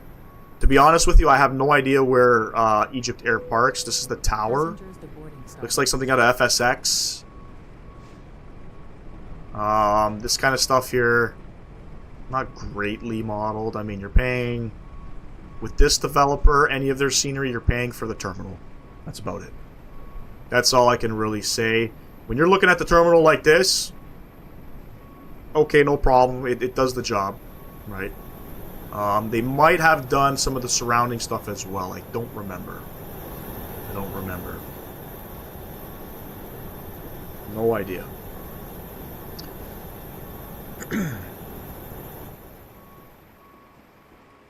Get sounds down. I'll get some tunes on here. If you guys want to hang around for flight number 2, you can. If you don't, it's all good. If you want to dislike the video, it's all good too. But I'm going to give it about 10 minutes. I'm going to run upstairs. My kids are going to be going to bed shortly.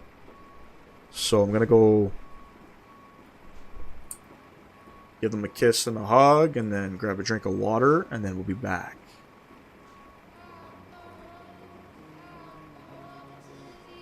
Stay tuned. I'll be right back. I'm going to disappear for a couple minutes.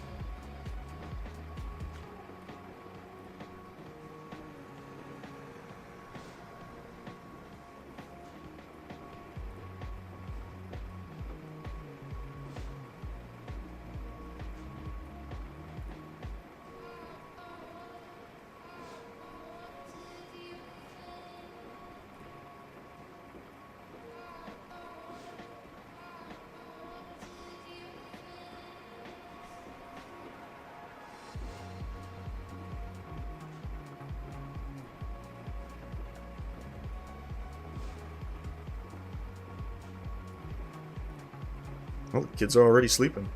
Guess that's a bonus. Alright, set up flight number 2 here. I think we're going to be EGYPTAIR.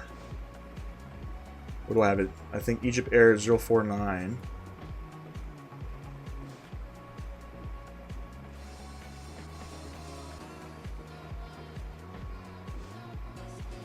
Maybe not.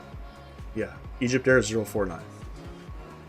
Service back to Cairo.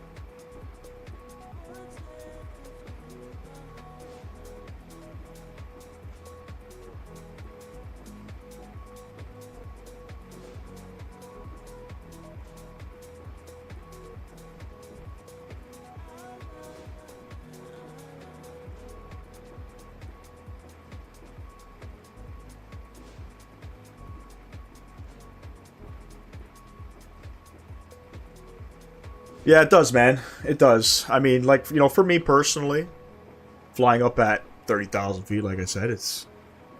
You don't get to see much. I want to come into a nice looking terminal. I want the ground textures to look nice. I don't care for any moving traffic, moving parts, detailed interior. We're not flying. We're not taxiing inside the terminal. Exactly. As long as the terminal has a pretty good representation of what it looks like, that's what it goes for. You know, that's what I go for, I mean. And again, we got our passengers. They are, you know, floating halfway inside and outside the jetway. SimCFI, I don't know if you can relate with that in the real world. You know, it's a pretty good, accurate representation of what happens in the real world. You know what I mean? No. But I don't know, GSX, it's, I don't know, like, with the update, if it's was part of the actual patch notes. I've noticed the airline that I'm flying is showing up on, I guess, you know, the handler. You know what I mean? Before you had to pick the handler, like you pick your gate, you pick the handler. Now the handler is just showing up based on what you're flying. I think that's pretty fucking cool. I think that's pretty cool. I haven't seen that one yet. I'm on. Yeah, I wouldn't be surprised if you see that coming soon. How long is this next flight? This next flight is 53 minutes, so a little bit longer. The stream's going to extend probably closer to 3 hours. So I appreciate everybody tuning in. Flight number 2. We're just doing our things here. We're deboarding, going to reboard. And then, looks like it's going to be like another sunset arrival coming in. I hope not. I hope not. 4:45. What time does the sun go down? That's gonna be terrible. What time was it? 4:45. That's gonna be terrible. Now we'll figure it out. We'll figure it out. I don't like to fly in the nighttime. I hate it. I get that spatial, you know, disorientation or whatever the hell you call it. I can't see shit. If you guys want, go check out my landing in French Guyana and Cayenne. Buddy. Terrible. Terrible. Well, while that's doing that thing, let's go ahead and I guess we'll just load up the aircraft, right? Go ahead, request new data. Fantastic. We are EGYPTAIR 049, service from Hurghada to Cairo.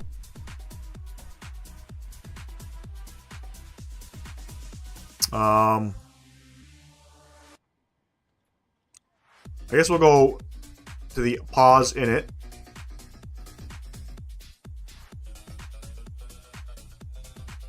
Hurghada. I think we're at gate 69.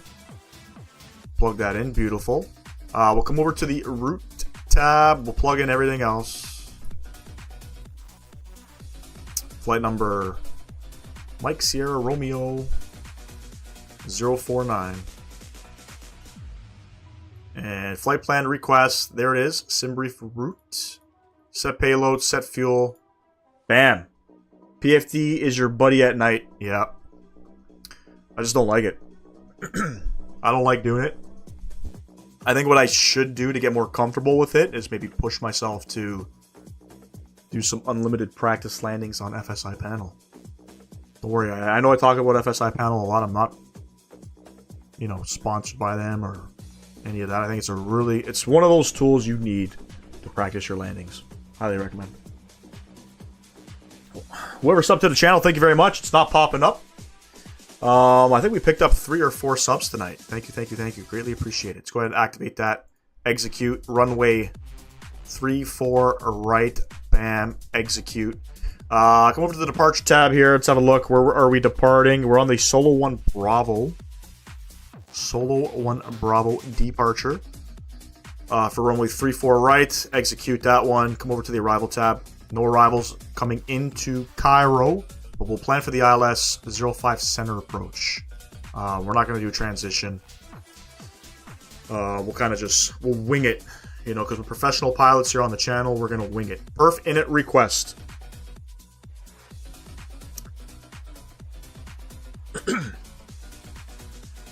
Get all that info.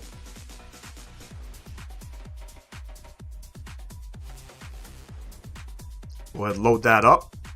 And there's our sim brief information. We're climbing up to flight level 300, 30,000 feet on today's flight. Transouts 9,500. Practice night patterns in a 172 for 1 hour for 2 nights in a row, and then move on from there. What do you go from a 172 though? What's the next aircraft that I should go in? I'm not comfortable in the 172. I'm not gonna lie. But I am down to push myself. So we'll import. It's kind of weird. It's showing Hurghada with runway 5 center, and there's no 5 center here. That's a bit of a bug. 3-4 right. It took it, I think. Calculate. Flaps 5. Takeoff 1 rating. Cell 41. Right to the CRJ. You know what? I'm going to bring that thing out. I'm going to make a fool out of myself. Hopefully you'll be in the live stream. And, you know, I've been thinking about it. I'm going to pick up the Boris sound pack for it. And I think we're going to do some RJ offs. Probably off of VATSIM. We're not going to be on VATSIM. Because I'm not comfortable with it. I fucked up here. So let me go back.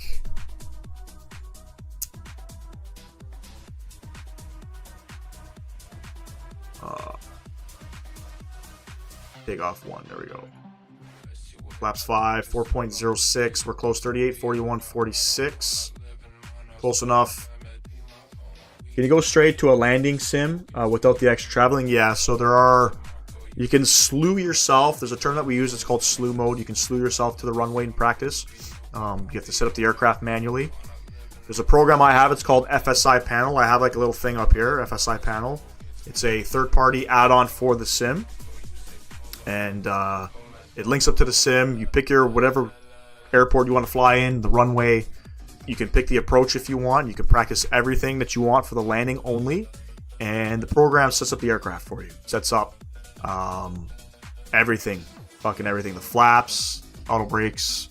Sets up the fuel and weight, which is important. If you want to practice, you know, landings, you know, with a specific specification in terms of weight or fuel, you can do that. Because that all changes. That having a heavier aircraft changes the physics of the aircraft as well. Do you want to deboard crew? No. But yeah, there's lots of things you can do with FSI Panel. I fucking love it. I love it. We'll go ahead and cycle the flight directors. Get them back on. Auto throttle coming back on. And we need 146 on this bad boy. The best part is our course, our heading, and our other course over on the FO side, it's all preset. Let's look at the altitude. So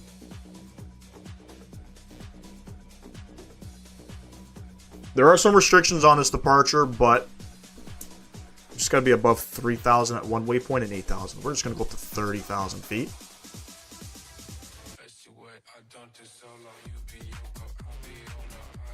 And let's go ahead and request boarding.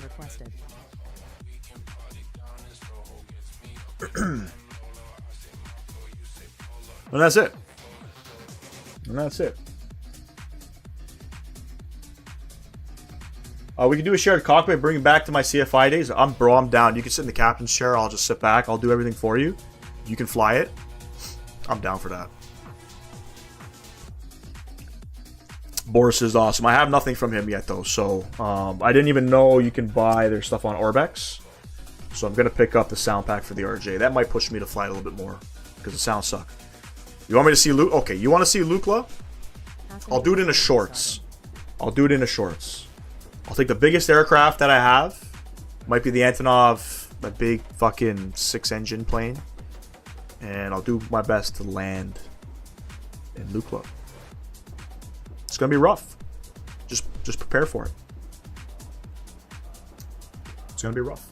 If you want to see a crazy landing, one of the hardest airports to land at is in Bhutan. I think it's Bhutan, Nepal. Or no, it's in Bhutan. Bhutan's a country. Sorry, Nepal's another country. Paro. You gotta look at that landing, Rougeau. You gotta look at that landing. They fly E319s in there, out of Kathmandu or something like that. There's only 18 pilots in the world that can perform the approach. It's crazy. It's crazy. I appreciate that too, man. That you believe in me. I don't believe in myself when it comes to landing at Lukla. But if you want to see it, I'll fucking do it. I'll do it. Who's that guy? Who's that guy on YouTube that does those kind of takeoffs and landings? Sam something, I think, is his name. He's always landing into Lukla.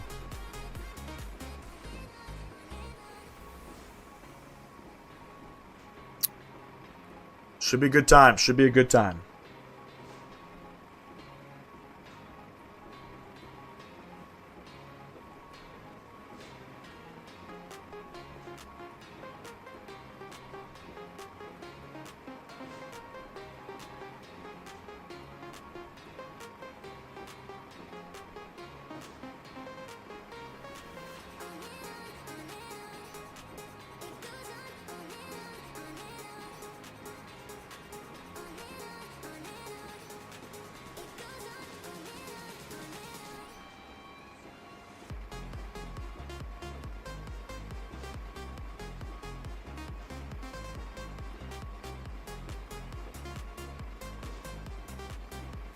Yeah, we're boarding up for our return flight back to Cairo. Another 50-minute flight. Back over to Cairo. Do a nice little approach coming in. We'll do a night. It's going to be a nighttime approach, so we'll get to see what the Thai model's Cairo scenery looks like at the night. In the night. There's a lot of accounts that do it. Some of them just for YouTube Shorts money. Absolutely. That is great content. I'm not going to lie. It's funny to watch. Right now, I'm just posting like landings and stuff on my YouTube Shorts.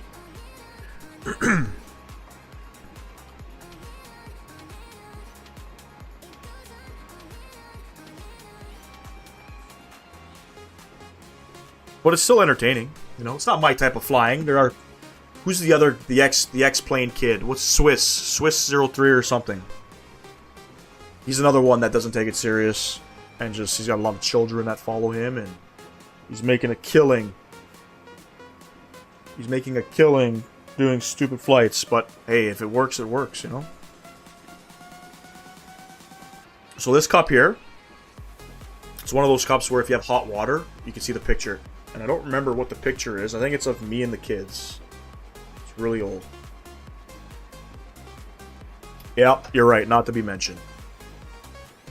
I don't know how you got, you know, people doing stuff like that. I mean, he's entertaining. I'm not even going to lie. He's entertaining. But there are some other streamers, content creators out there that, you know, should be just as recognized. Swiss 001, yep. Reviews, yep, you're right. Some sim products. But he'll take like a Captain Sim aircraft and do something stupid with it. I don't know why a lot of people shit on him. I don't know if it's because he's such an X-Plane guy or if it's because he's so successful doing stupid shit on Flight Sim.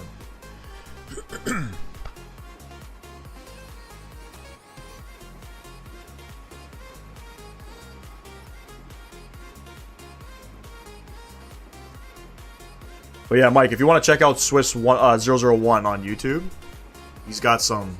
He does some of those landing challenges and stuff. Of course, man. Absolutely. It is what it is, I guess, right? It is what it is. If you're into that kind of stuff, go for it.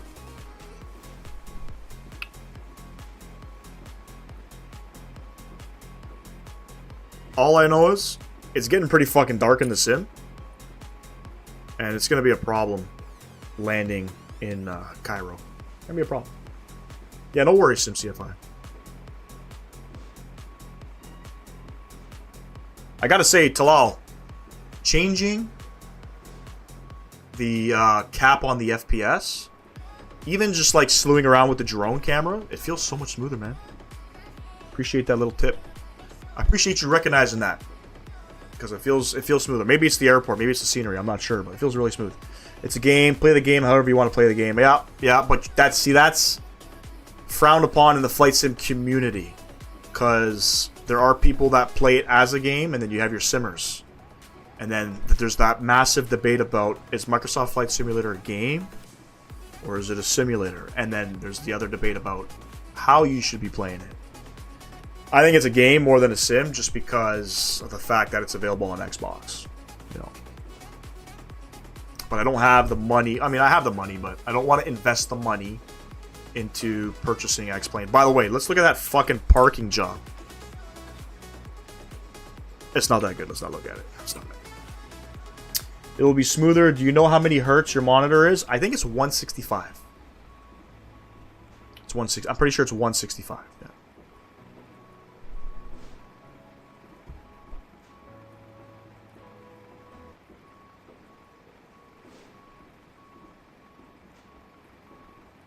Also, how is the live stream in terms of smoothness in 1440? Is it smooth? I've upped my bit rate. I have my bit rate completely wrong. I had it at 1400 kilobits per second. I bumped it up to exactly 20. Sorry, I had it at 14,000. I bumped it up to 24,000. Swiss 001 is basically for little kids like 9-year-olds. That is content. Yeah. 100%.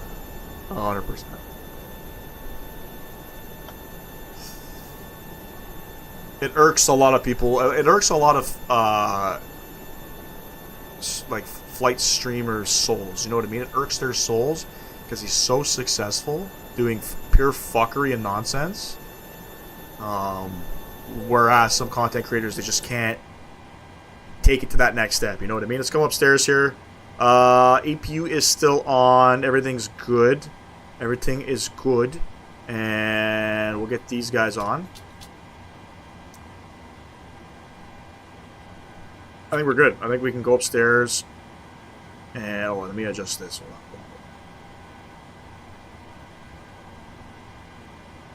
Airport elevation in Cairo. Set our pressurization panel here. We're going to go up to 500. Beautiful. Let's go ahead and push back.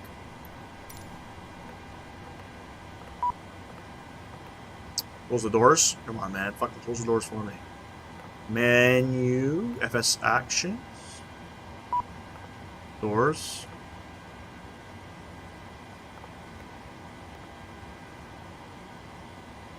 Yeah, Mikey, I'll be honest, like, he's he's entertaining, bro. He's entertaining. Wheels and shocks, let's go ahead and get them removed. He is hella entertaining, that's for damn sure. I think I'm all set up here. We'll set this guy off to there. I think I'm all set up.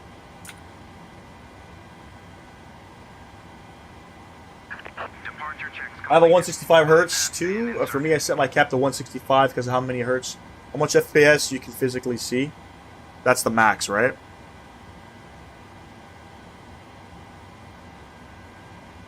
The funny thing is that he is a certified Cirrus pilot, and this is how he acts online. Like, at least show some respect for the sim community. I get it. I didn't know that though. I didn't know he was a real world pilot. I had no idea. That's actually some new fucking information I just found out. Because I don't think I've ever seen him post any content of him flying an aircraft. But I'm pretty sure his display picture for his channel is, I think, him in a cockpit. So in a way, he can be beneficial for the flight sim community. You know what I mean? Giving us pointers and hints and things like that. Quick edit pushback. So nose right, tail left. Let's unzoom out of here. And I think today we're going to... I apologize if you hear the keyboard clicking. Like, I bought the wrong keyboard. I bought one of those, I don't know what the fuck, Mike, what do you call them? The click, mechanical keyboard. Bought the wrong one.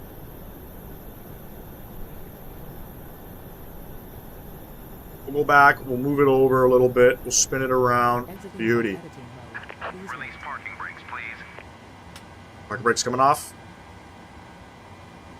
Parking brakes coming off. Commencing push. Engine number 2 over to the ground position. We'll wait for a 20%. N2, I'd expect him to have a lot of shorts, but there's only 3. Oh yeah, because he mainly does videos. Yeah, he does like 10-minute videos. Can I ask how he disrespects the flight sim community? I know nothing. I'm genuinely curious. To be honest, I don't really know too much about him. I just know that not a lot of people are... What's going on? Why am I not...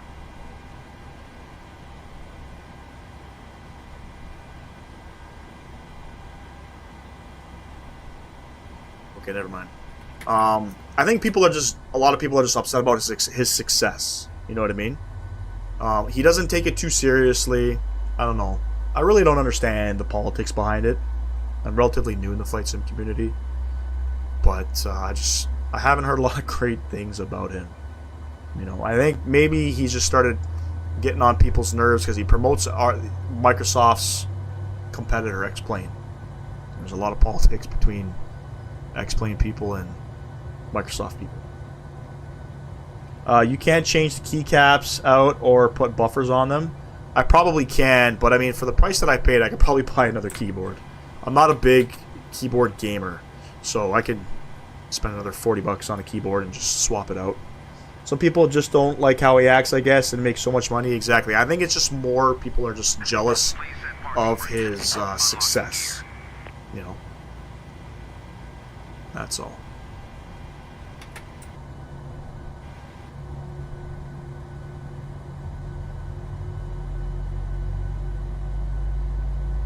Nobody hates you, you're doing it wrong. Yep. I mean, that's it. You're either... It's like in any type of sports, combat sports, whatever it is, you know, hockey, football. If you're not being cheered on, they're not cheering for you, you want to be booed. At the end of the day, it's a reaction, and that's what people want. You know what I mean? Or, sorry, and that's what you want. You want the reaction. You want to be talked about, you know. Two good engines, engine gents coming on. Probe heat's coming on, and packs are packing. APU bleed coming off, APU coming off. We'll get these guys over to continuous. Wing light coming on, and I think maybe logo light will come on. It's dark outside. We'll go flaps 5.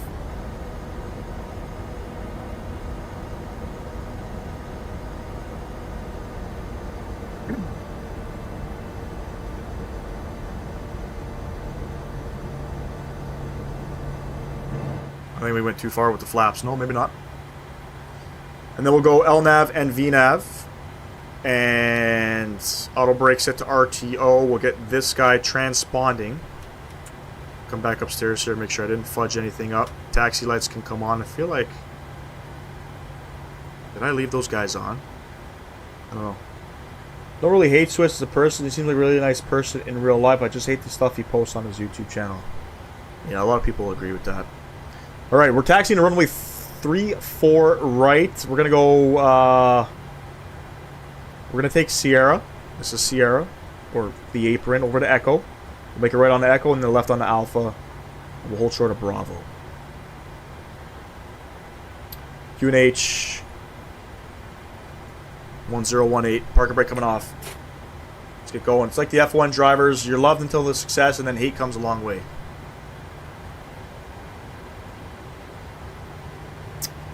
That's it. Just once you become successful, you know what I mean? He's never done anything to me. I don't hate the guy. I understand maybe why some people might be upset or why he might get on some people's nerves, but again, it doesn't affect me. It doesn't affect my daily life. I care less, to be honest with you. I said we were going to take Echo, but we've decided to make a shortcut. I didn't realize we were sitting right here. And there's the sun peeking behind the mountains. It's going to get real dark. Fucking hate it. Get that guy off. By the way, Rougeau, if you guys are into F1, by all means, you guys can chat about what you guys want in this chat. We don't shy away from anything. I just don't like to talk politics about like politicians and stuff, just because I don't really understand it. But speaking about F1, Lewis Hamilton finally taking photos at Ferrari, at Maranello. I think that's pretty cool.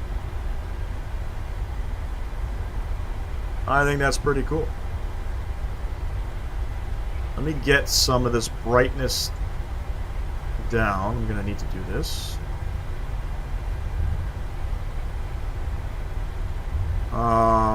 We'll get this brightness down.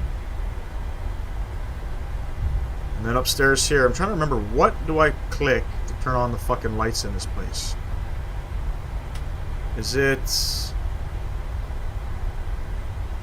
that guy?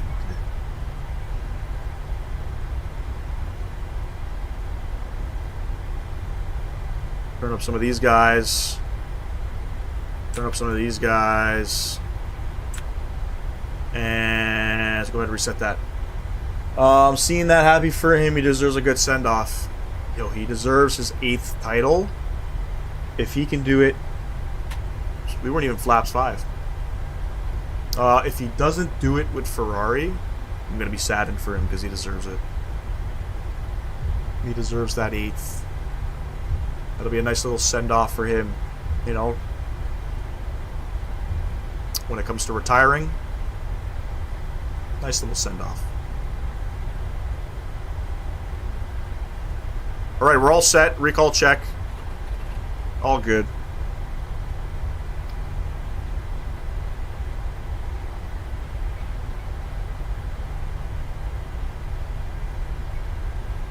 So on departure, we're going to fly heading 340 up to our first waypoint. And that's about it. No restrictions, no speed restrictions. There's altitude restrictions. We got to be above 3,000 feet at our first waypoint, Gulf November 311, and then at Solox we got to be above 8,000. Transalt's 9,500 feet.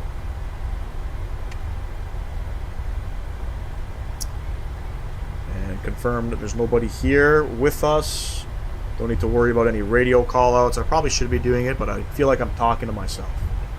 You know, that would be cool. I'll be cheering for him this year, even though I want Max to win again and Norris needs to chill. I'm kind of on the fence with Max now. I feel like some of the stunts that he pulled last season, as a 4-time world champion, you have to act right, and he's not doing it. No offense. No offense. I think he'll be in the running. It's the last year for this car. I think it's going to be... I think Ferrari ended off with a great car.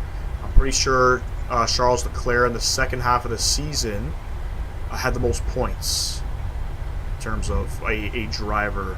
So I think it's going to be a good run for Max, Lando, and Lewis.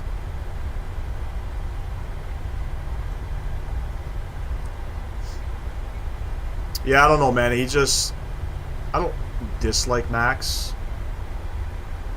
I just think you just got to act right. You know what I mean? You have to act right as a world champion. He just wasn't doing it. Get those landing lights on. Everything's lit up. And Lando just needs to come to terms. You know what I mean? Lando just needs to come to terms, not get so upset. Right? Mature a little bit. Cristiano Show, what's going on, man? I have not. No, I have not. To be honest with you, probably not, because Charles Leclerc is a sassy little bitch. He's young. That's the problem for him. He's young. I think Lewis is the #1 driver. I think Charles Leclerc is the project for Ferrari, because I don't think Lewis is long term, because he's getting old. But Lewis is the #1 driver, without a doubt. I don't think he's going to have an option. Anyways, ladies and gents, enjoy the departure. Throttle's going up 40%. No, and the Cristiano Show, I have not played GOFS. I have not. And Toga.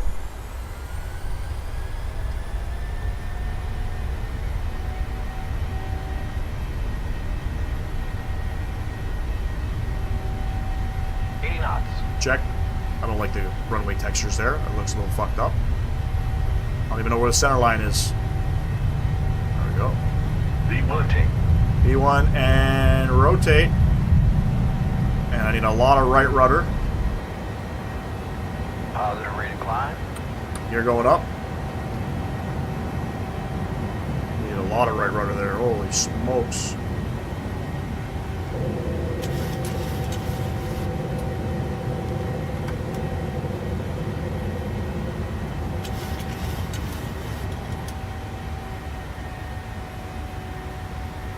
There we go. Start pitching her down.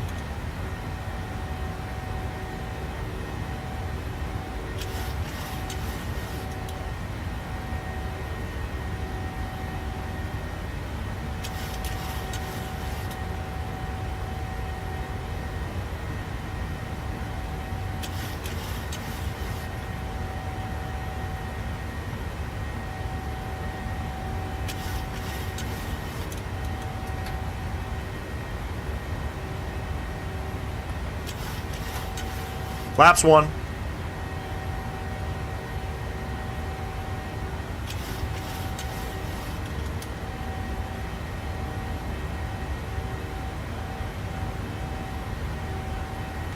And flaps clean.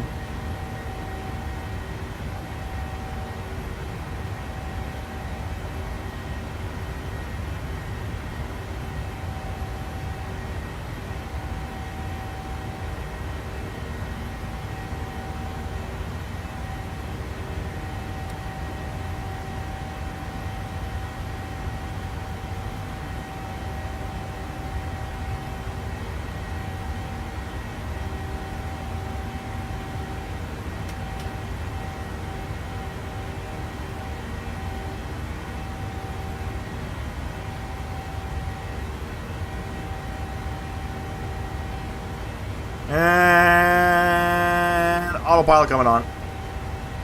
Not bad. Not the greatest. Nothing's ever great on this on these live streams. Let's go ahead, turn on some cabin lighting. We're climbing up to 30,000 feet, ladies and gents. Welcome on board. EGYPTAIR 049, service back to Cairo. Get a couple shots out here. You can hear those engines roaring. Beautiful. Beautiful.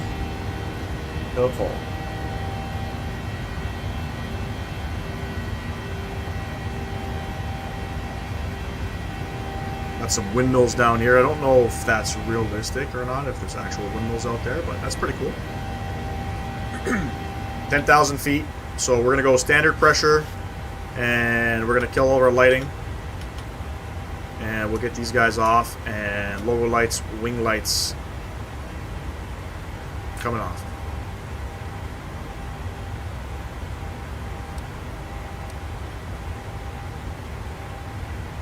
Very nice, very nice.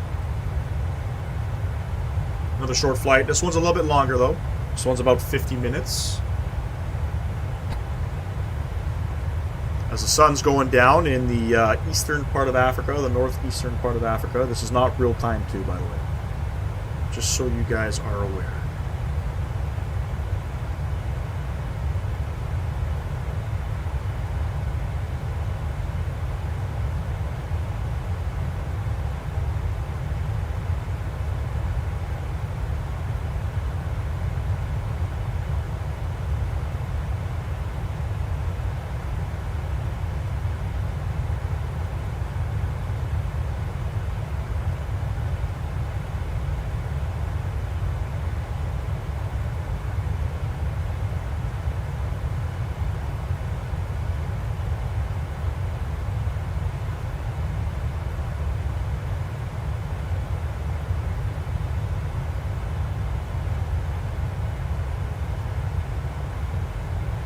We'll be right back. I'm gonna go grab another beverage.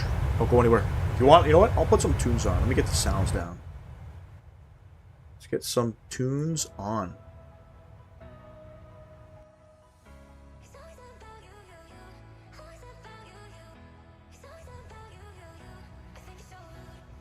Is that English?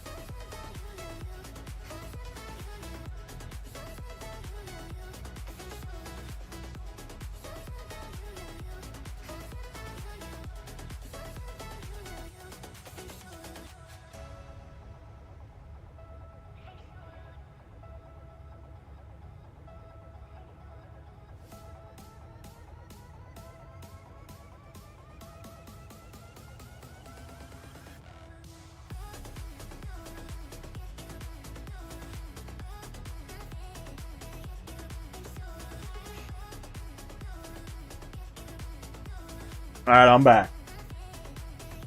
You'll get a beverage and a banana.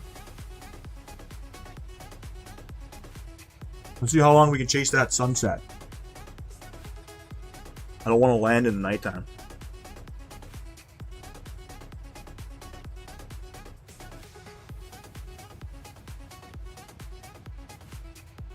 If you guys are enjoying the content, don't forget to smash down that thumbs up button. Subscribe to the channel if you have not.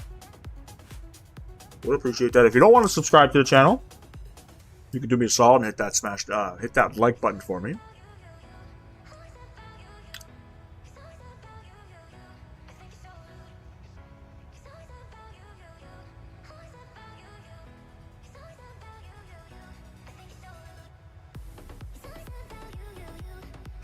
I feel like the song's on repeat.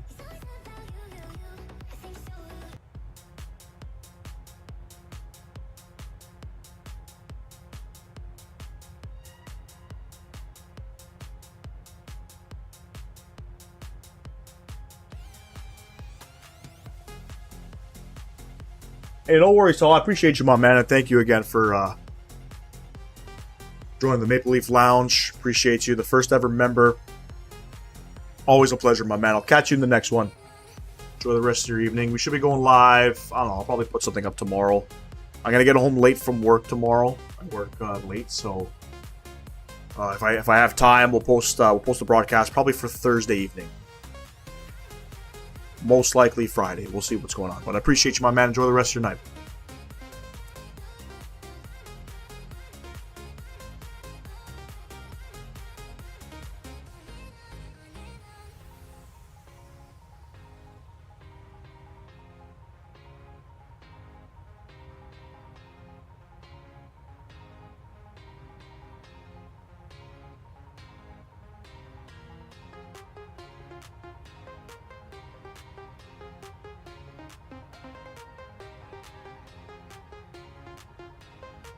Well, I think we're getting up to cruising out on this short little leg here. Top of descent, relatively pretty short, 70 miles ish. We'll start planning for the descent. Generally, you do that at about the 50 to 80 mile range. What we're gonna do here is I'm gonna look at this flight plan. I'm gonna see, is there a fucking weather radar built into this aircraft now?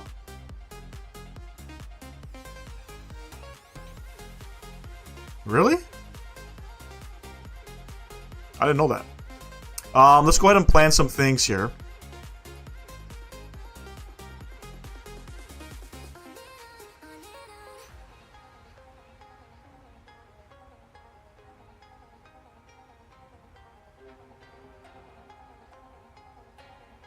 We're going to get rid of that VOR, so... Where's Menley? There's Menley. We're going to get rid of that. From Menley, we'll just vector ourselves over to the approach, or even better, I'll just plug that in. We got nobody coming in.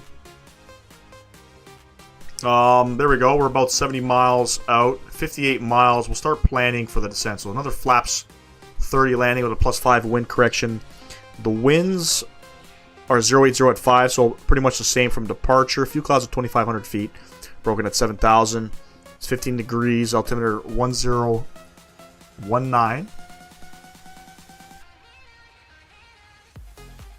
Plug that in. We have minimums at 611.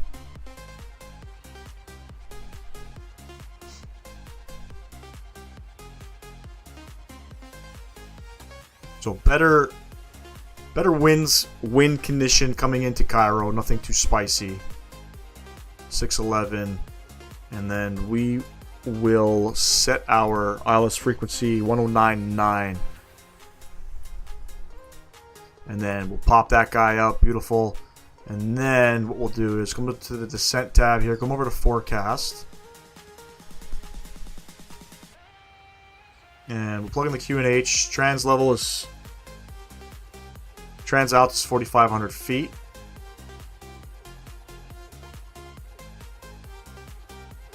Plug that in. We'll request some winds.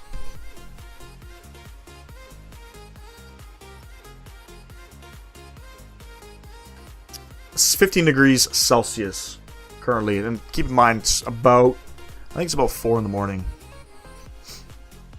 So it's warm.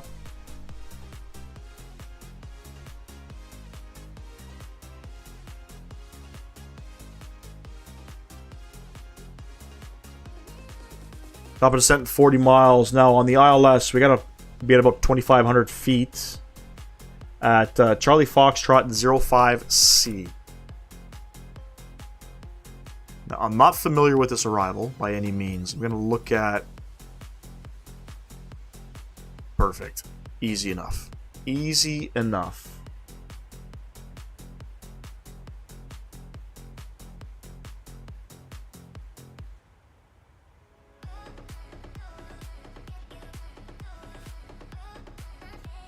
There we go. So pretty much once we turn final, we're about 10 miles. 10 miles out.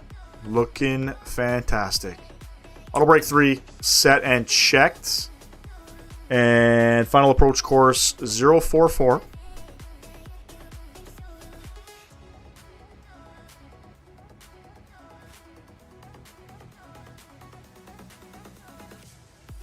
It's 2 degrees Celsius and 35 Fahrenheit outside right now in my house. That's, buddy, that's warmer than us.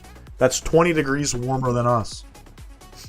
But that is absolutely cold for Florida. Gotta say. Gotta say. Let's turn up some brightnesses here.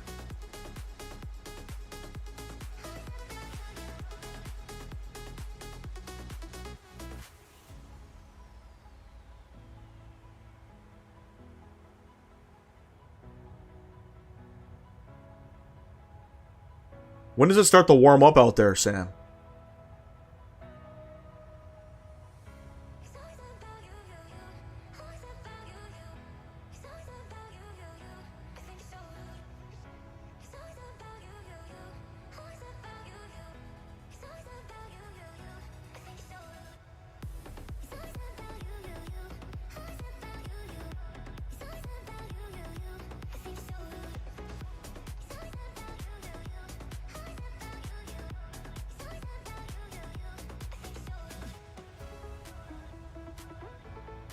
It's getting darker and darker.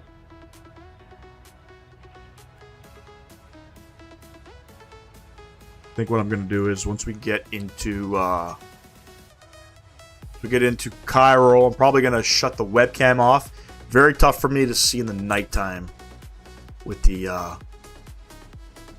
backlighting there. We won't return to normal temps until like Thursday, and even then it'll only be a high and on the high 40s.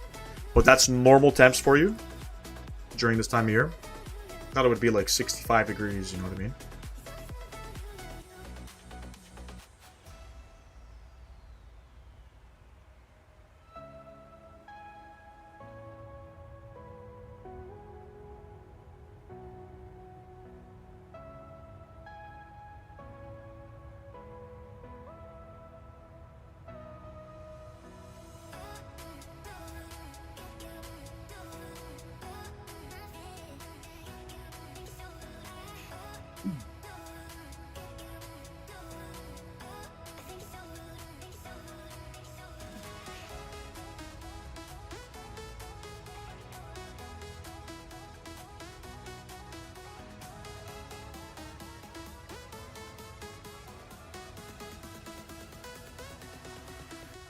Got you. 5860. If my math is mathin' into Celsius, so I think you add 30, multiply 2. Wait. Whatever our degrees is, multiply by 2 plus 30, if I'm not mistaken. So I think we're gonna minus 30 divide by 2. So if it's 60, it's 30, about 15 degrees Celsius. That's not bad. That's actually pretty good weather. Pretty good.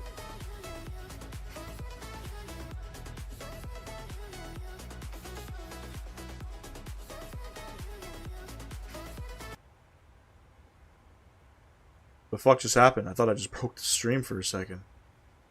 Let's get the sounds back up. Get the music off. We're gonna get ready and professional for this departure coming in. But yeah, 60 degrees Fahrenheit, 15 degrees Celsius. I mean, I traded all day, man. I traded all day long. Like I said, we won't see warmer temperatures till April. The coldest temps I've ever seen, it was 21 Fahrenheit a few years ago, and that was in Tampa.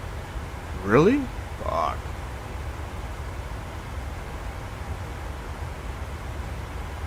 But it doesn't stay that cold too, right? It gets cold, but you have like, it's sporadic. It's not, doesn't stay like that for like weeks on end.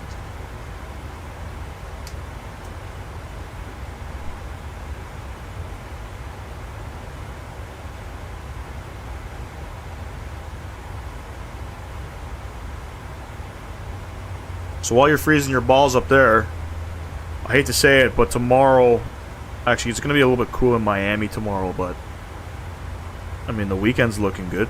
21 degrees with sun, Celsius. That's a nice 70 degree.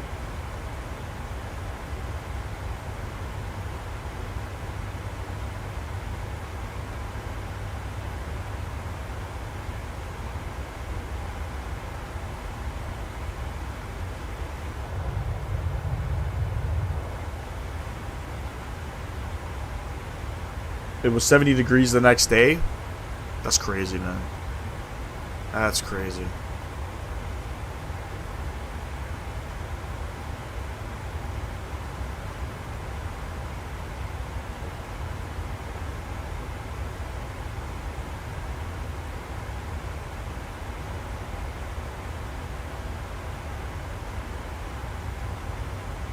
And I think we started our top of descent. Beauty. Get those engines spooling back now.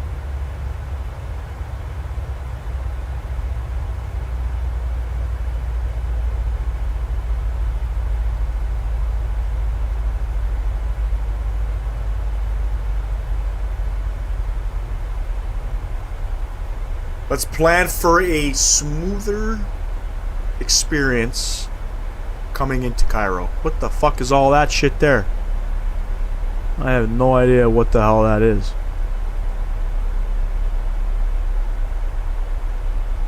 Interesting. Interesting. Very interesting. I gotta say though, having the Rex Atmos definitely changes things up in terms of how the clouds look. I like that. And how the overall atmosphere looks.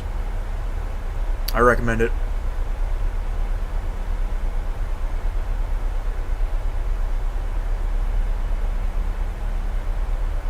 When do you get your first warm day in Ontario? Yeah, it's like April. Not May. May's up and down. May can get up to like 20-ish degrees, but March can stay freezing, man. March can be like up to like March 30th. It could be -10. But yeah, April it starts to warm up. 10 degrees Celsius. I don't know, what is that? 50 degrees for you maybe? And then it rains. The beginning of March can also be relatively cool. You know, about 10, 12 degrees, and then closer to June it gets really warm. July's our hottest month. August can be one of our hottest months, where it'll get up to like, it could be like 35 degrees plus the humidex. You know, even with the humidity, I don't mind it. I love it. Fucking love the heat. Give me all the heat. I don't care. I'd rather be hot than cold, I'll tell you that right now.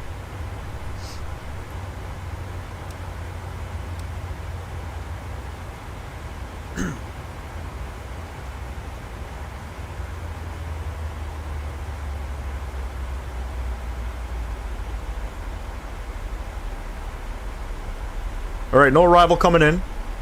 I'm not sure how they would sort of do this in Cairo. You probably get vectored on out. They do have an approach. It's called the Cairo Outer Fixes Holding Procedures. Vectors to ALTOX. Vectors to ALTOX and course will be provided by ATC when excessive holdings are expected. In case of CVO inoperative, which I guess is the VOR, use ALTOX and course as RNAV holdings. But we ain't doing none of that. We're just gonna fly straight on in. Maybe when we get our first 86 degree day, August, the worst here, we get up to like 98 degrees with 89% humidity. That's hot. Love it. I love it.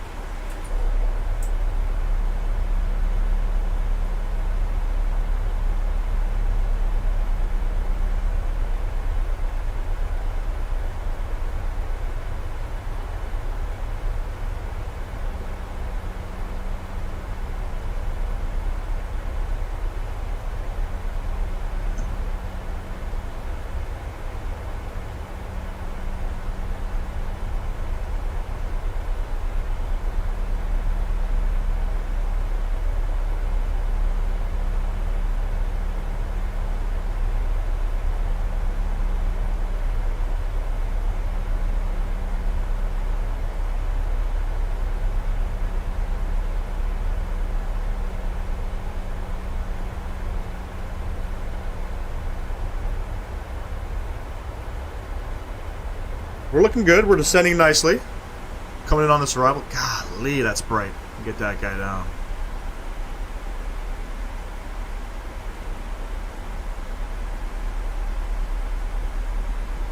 Nice gradual 1,700 feet per minute. Looking good. We're all set up for the ILS.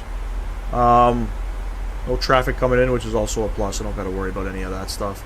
The winds are slowly favoring our, you know, I mean, it's favoring 0.5, but they're pulling a little bit closer to a proper true headwind, so less of a crosswind. My girlfriend hates it. They have the heat in Utah, where she's from. It's not the combo of really hot weather and lots of humid air. Yeah, Utah's got that up and down weather, man. When I think of Utah, I think of Salt Lake. When I think of Salt Lake, I think of the Winter Olympics. We drove through Utah way back when. I don't remember what parts. I know we stayed in Utah. We stayed in a small little commuter town. I think it's called St. George. No, we drove through St. George. Hold on. No, we stayed in, I'll tell you right now. Was it Cisco? Green River? Can't remember. I don't know. There was on our first leg back coming home. I think it was Green River. It's pretty fucking cool, man. It was just like literally a hotel. Little, tiny little community. And just like desert. These big clay fucking, I don't know, are they called canyon? There's some canyons around. But then you guys got out in Utah those big, like, I don't know. They look like big rocks. Massive fucking mountain rocks. It's pretty cool. I love the whole landscape out there. You know, for 30 years I've been looking at grass and fucking farm field, and driving out there is pretty cool, man. Yeah, it's a very pretty state, absolutely. Once you get a little bit east of Denver, start getting into Nebraska, just flatland, you know, not much going on. Really stale and boring.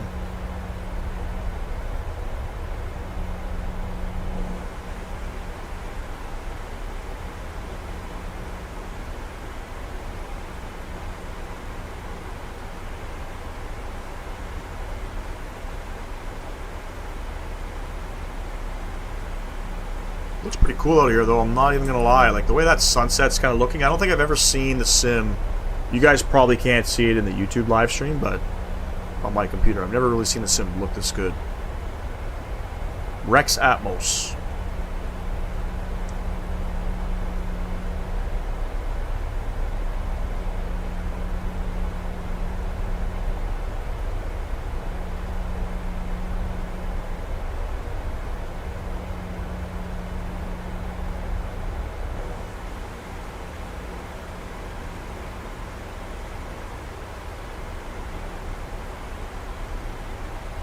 Alright, we're preparing for the approach here. I'm going to turn the webcam off. I'm going to shut down these lights.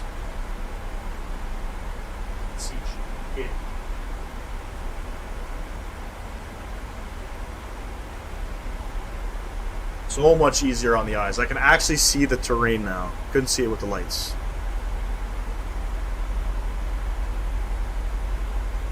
Nebraska reminds you of Saskatchewan, Alberta? Yeah, I guess it can. It's just super flat.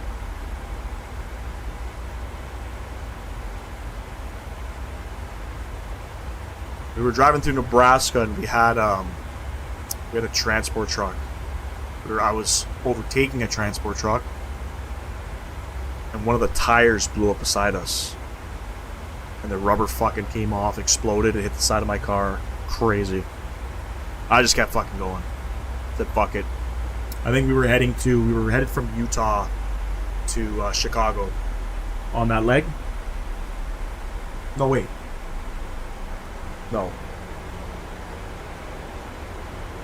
I think we stopped. No, we stayed in North. I think we stayed in North Platte. It might have been Omaha, Nebraska, maybe. I can't remember. Or Des Moines, Iowa.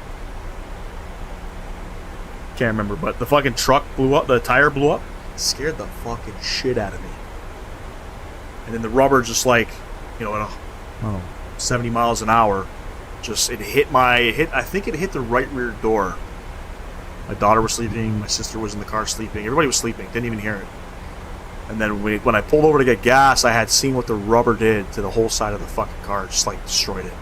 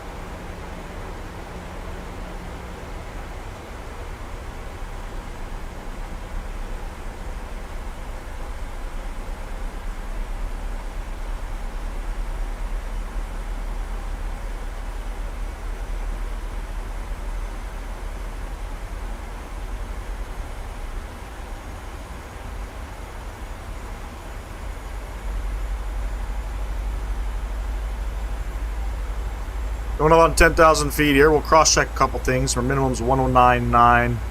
We have that set. Minimum 611. There we go. We're about 33 miles from pretty much being about on the 10-mile final. Now, if I look at VATSIM, there is an aircraft incoming. It's flying at 3,000 feet. I don't know what the fucking guy's doing. There's no flight plan filed. It's kind of weird.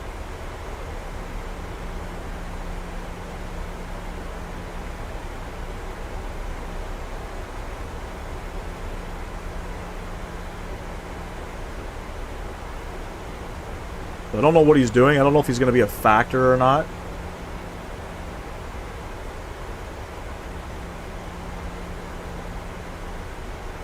$10,000 feet, landing lights coming on. Beautiful. Transalt's 4,500 feet, so lots of time here. We'll go speed intervention. Let's get our speed down, 240.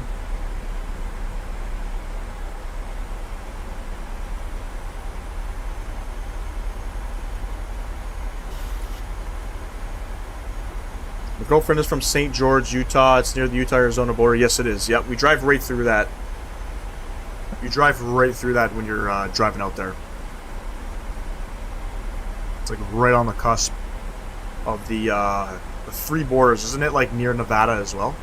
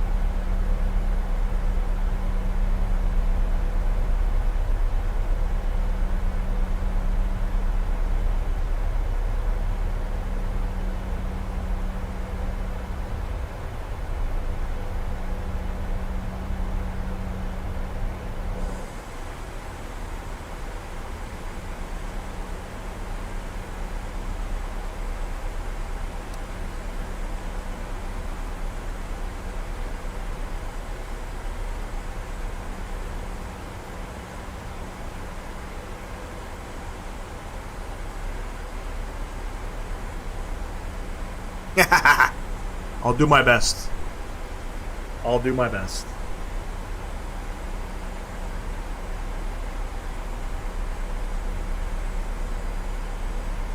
I need a couple reps in this aircraft before I get comfortable again. You know, flying them. I've been flying pretty much the only 737 I've been flying has been the Max, and it flies different. You get that speed down to 210. It's flying different than the PMDG 737.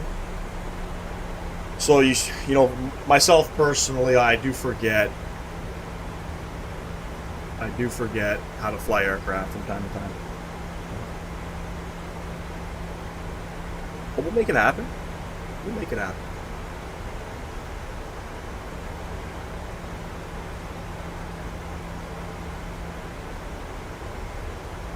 I think that's the airport there. The plan, once we get down on the ground, let's see where we want to vacate. We'll try to vacate Tangle 4. And then we're going to go back to the same gate. Like, where were we at? Yeah, Gulf 9, I think, was our gate. Gulf 9.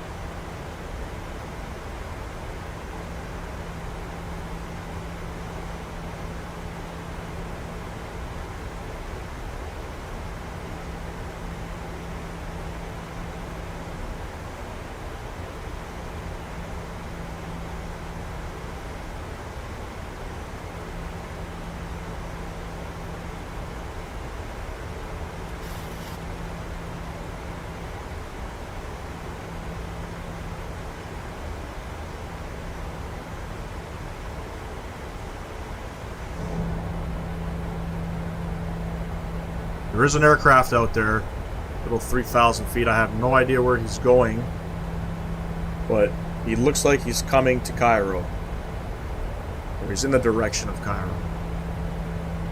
So hopefully he's a non-factor, but he has no assigned flight plan, or he hasn't filed the flight plan.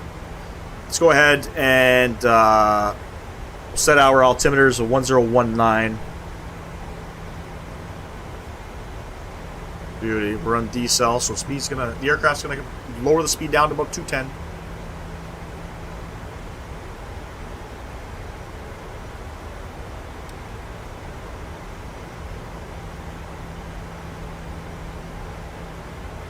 I don't like the night lighting in Microsoft 2020. I don't like how this looks. 2024 looks way better.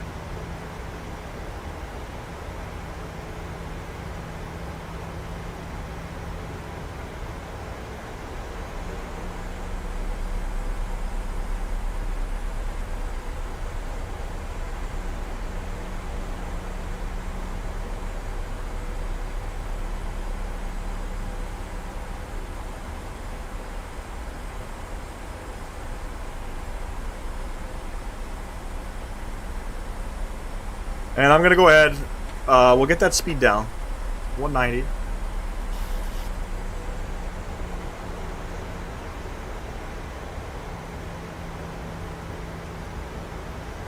On the ground spoilers. Looks like he's on the outskirts of Cairo looking at VATSIM radar. Is that what he's doing? I don't know.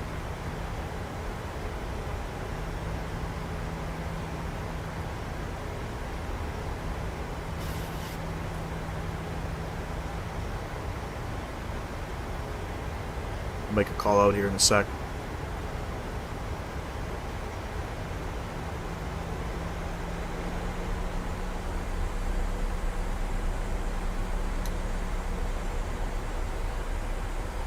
Turn that guy off.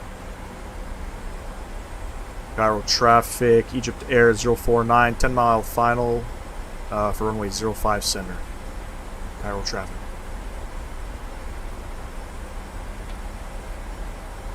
Oh, flaps 5, speed 170. Yeah, he's at 3,000 feet and he's traveling pretty slow.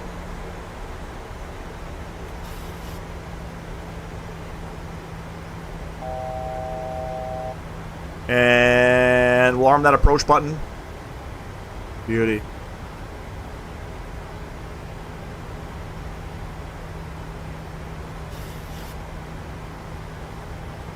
Aren't the pyramids like somewhere... They're like somewhere over there. I don't remember.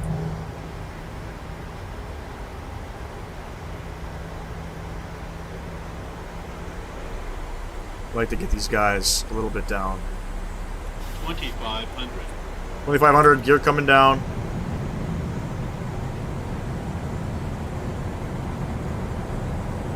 Yeah, me too. I believe he is. 135 knots. Laps 15. Final approach speed 147 plus 5, so we'll go 152 again. And missed approach altitude is going to be 4,500.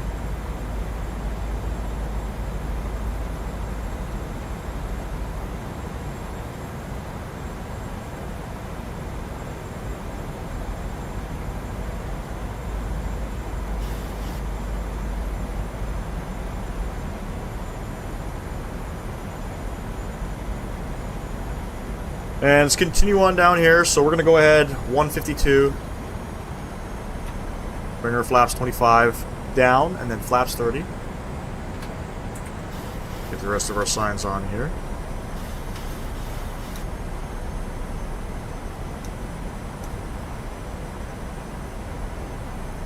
Yeah, he did. He took off from Alexandria. Get out 3 green, flaps 30 indicated. We have our speed brakes armed, ladies and gents. The winds are 070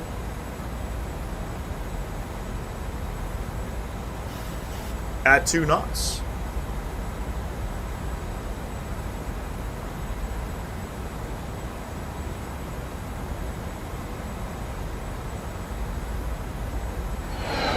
Let's enjoy the arrival. My aircraft, my throttles.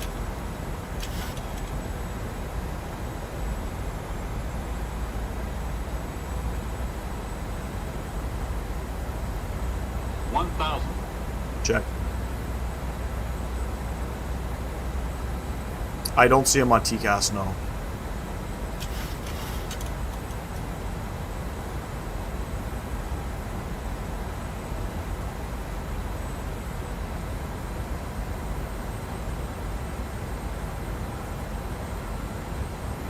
Looking for Tango 4 once we get down.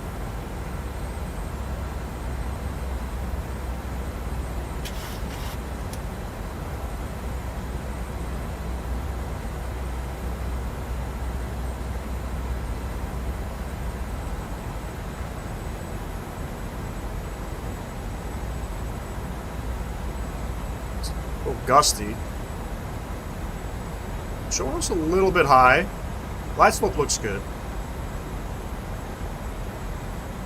Approaching minimums. Follow the pappies. Or maybe we'll follow the guide slope. Continue. Follow glide. 100. Oh, we're too high. You gotta follow pappies here. 50. 30, 20. Floating. We floated. Let's get her down. 10. Terrible. That was disgusting.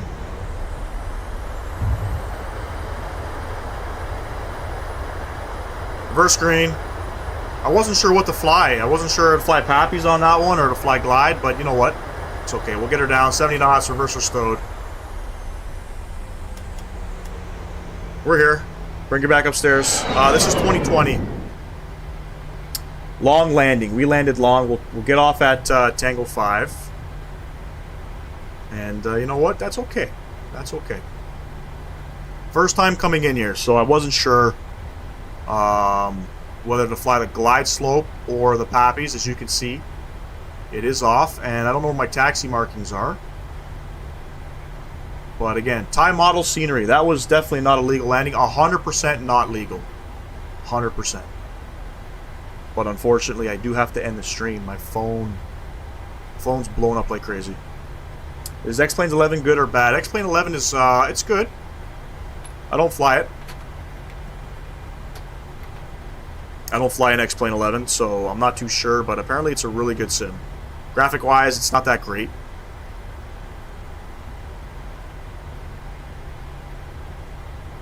But it is a good sim.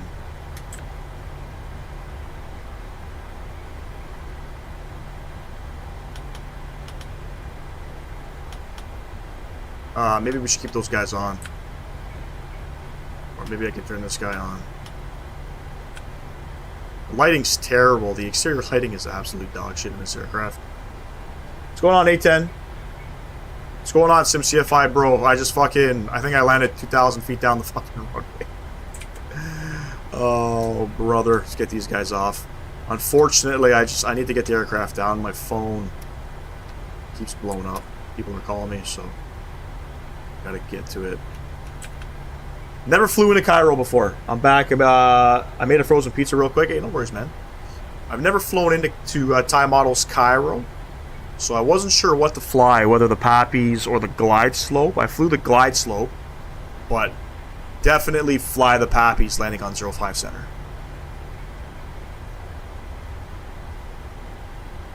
You have to fly the Pappies.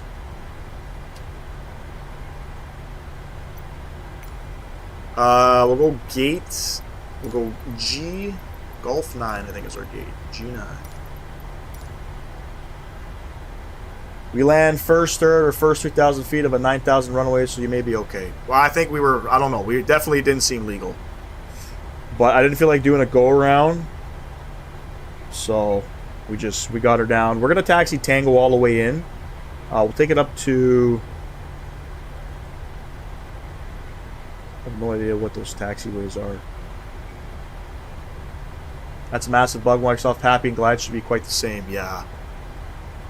It is what it is. It's dark too. Couldn't really tell.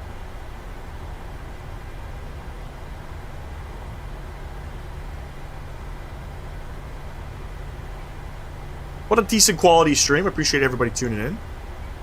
You know, be sure to drop your comments down below if you something you don't like. I'm all for it. I'm all for it. I'm gonna make a right here.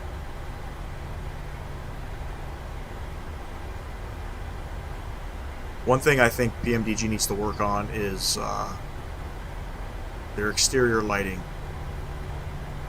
Just because I'm gonna turn those guys on. Can't see shit in this aircraft at nighttime.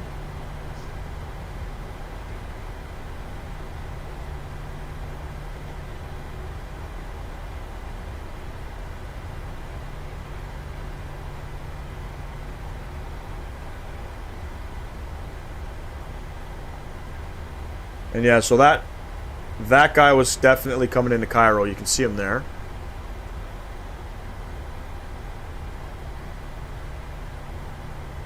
With no flight plan. Is there going to be a Friday stream? No. So this is my long work week. I work Monday through Saturday. So Friday afternoon I will be at work. I'm going to try to plan for a Thursday evening stream. Never been in a 37, but RJ taxi lights suck.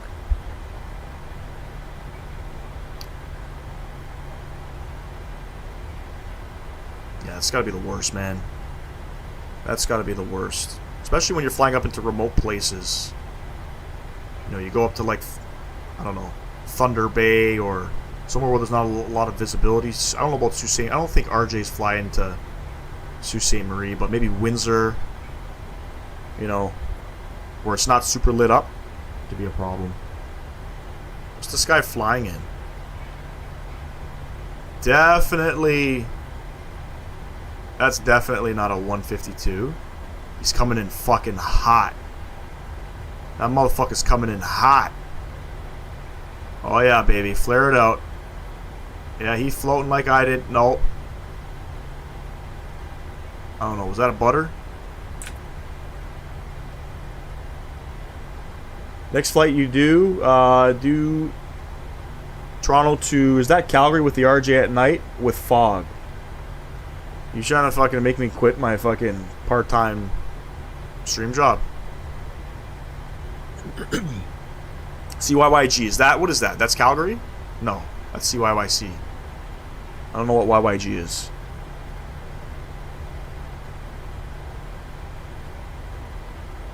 I did fly an RJ though.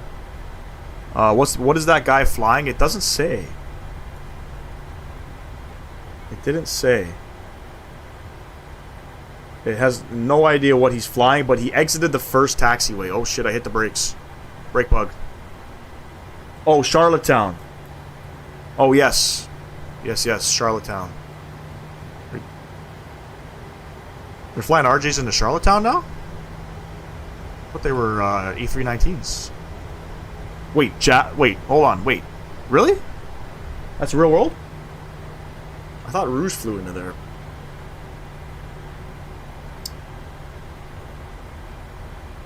I have Charlottetown too. I have it by Sim Add-ons. Sketchy place to fly into. But I did fly the RJ in some fog. Got me all fucked up. Or in some snow. I think I was flying into, like, a couple years back into Toronto. Bro, it wasn't good.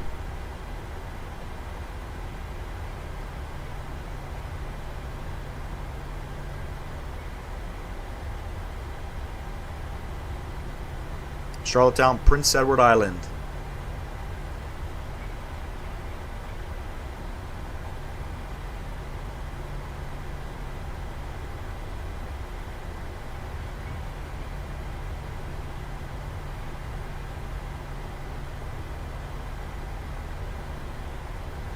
Yeah, my mom has some old friends out there. I always send her out there, but she's never flown on an RJ. She's always flown in the, I think it was with Rouge. Every ticket I bought was with Rouge. We're looking for Golf 9. It's somewhere around this terminal here. Yes, exactly.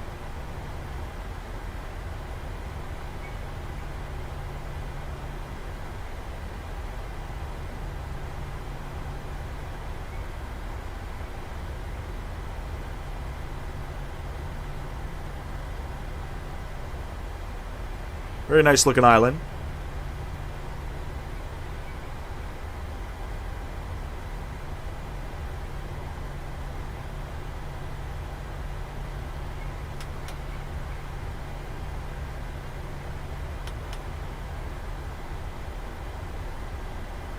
Very small island. You can fucking ride your bike around it.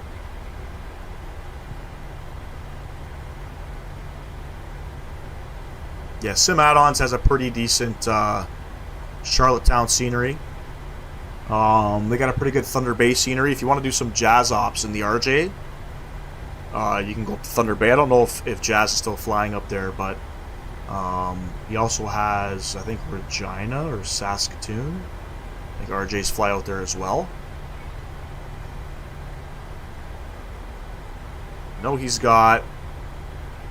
I think he's got Sydney, Nova Scotia. I'm pretty sure RJ's fly out there as well. I have no idea where I'm going. I think it's this one here, right?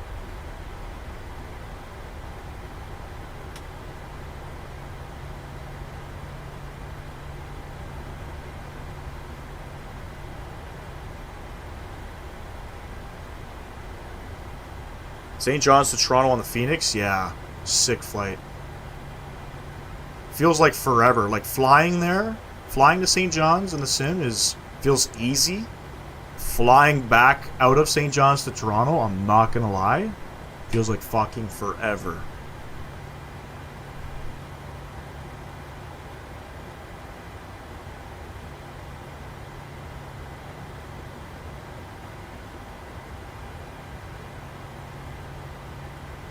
Parking brake coming on. APU gens, smash them on. APU bleed, I don't know the procedures here, but let's go ahead and shut them down. That guy's off. Those guys are off. We'll keep that guy going. We want to... We'll get these guys off. Those guys are coming off.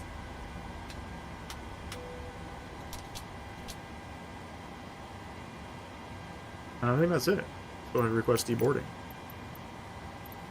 Deboarding requested.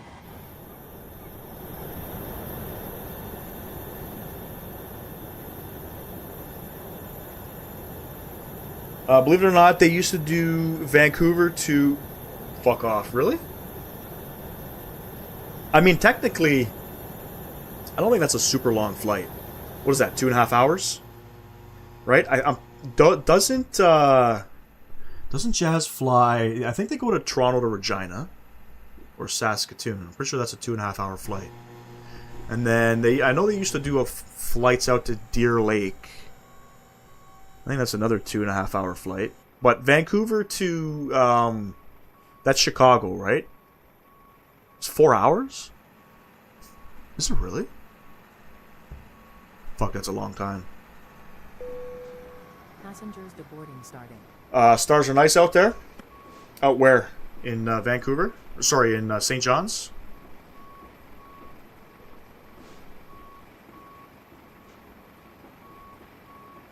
Oh, buddy. Where are these photos? These photos are, what airport is that?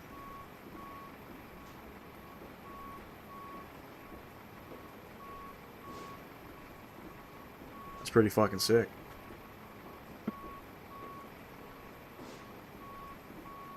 That's pretty fucking sick. Well, anyways, ladies and gents, from the pic I sent on Discord, yeah, what is, where is that?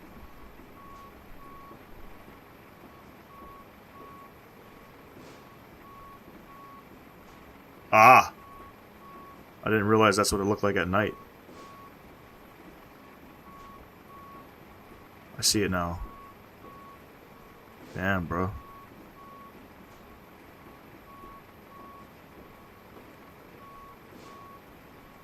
What's the weather like out there, too? Gotta be dog shit. Yeah, PEI, yeah.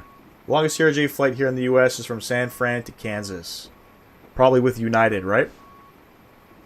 Gotta be with United. Anyways, ladies and gents, appreciate you guys tuning in today. It's a longer than usual live stream that I wanted to do on a Tuesday night, but it is what it is. Not the greatest of flying, but I'm glad that I got to hang out and get something in. Appreciate everybody. SimCFI. Appreciate you tuning in. Sam, Mr. Sam Guilford. Thank you. What else we got here? We got A10 Aviation tuned in. Gaming Zone. Who else? We had Rougeau, Talal, my man Talal. The Cristiano Show. Very interesting YouTube username. If I missed anybody else, thank you. Looking for maybe a Thursday evening, or maybe a Friday evening live stream. Definitely going to be doing something Sunday. Most likely be out in Europe. And that's sort of the plan.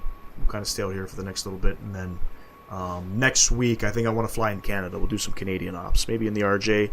But now you're making me want to fly out there and do a live stream out in PEI or probably St. John's. But anyways, I'll catch y'all in the next one, ladies and gents. Enjoy the rest of your evening. Peace.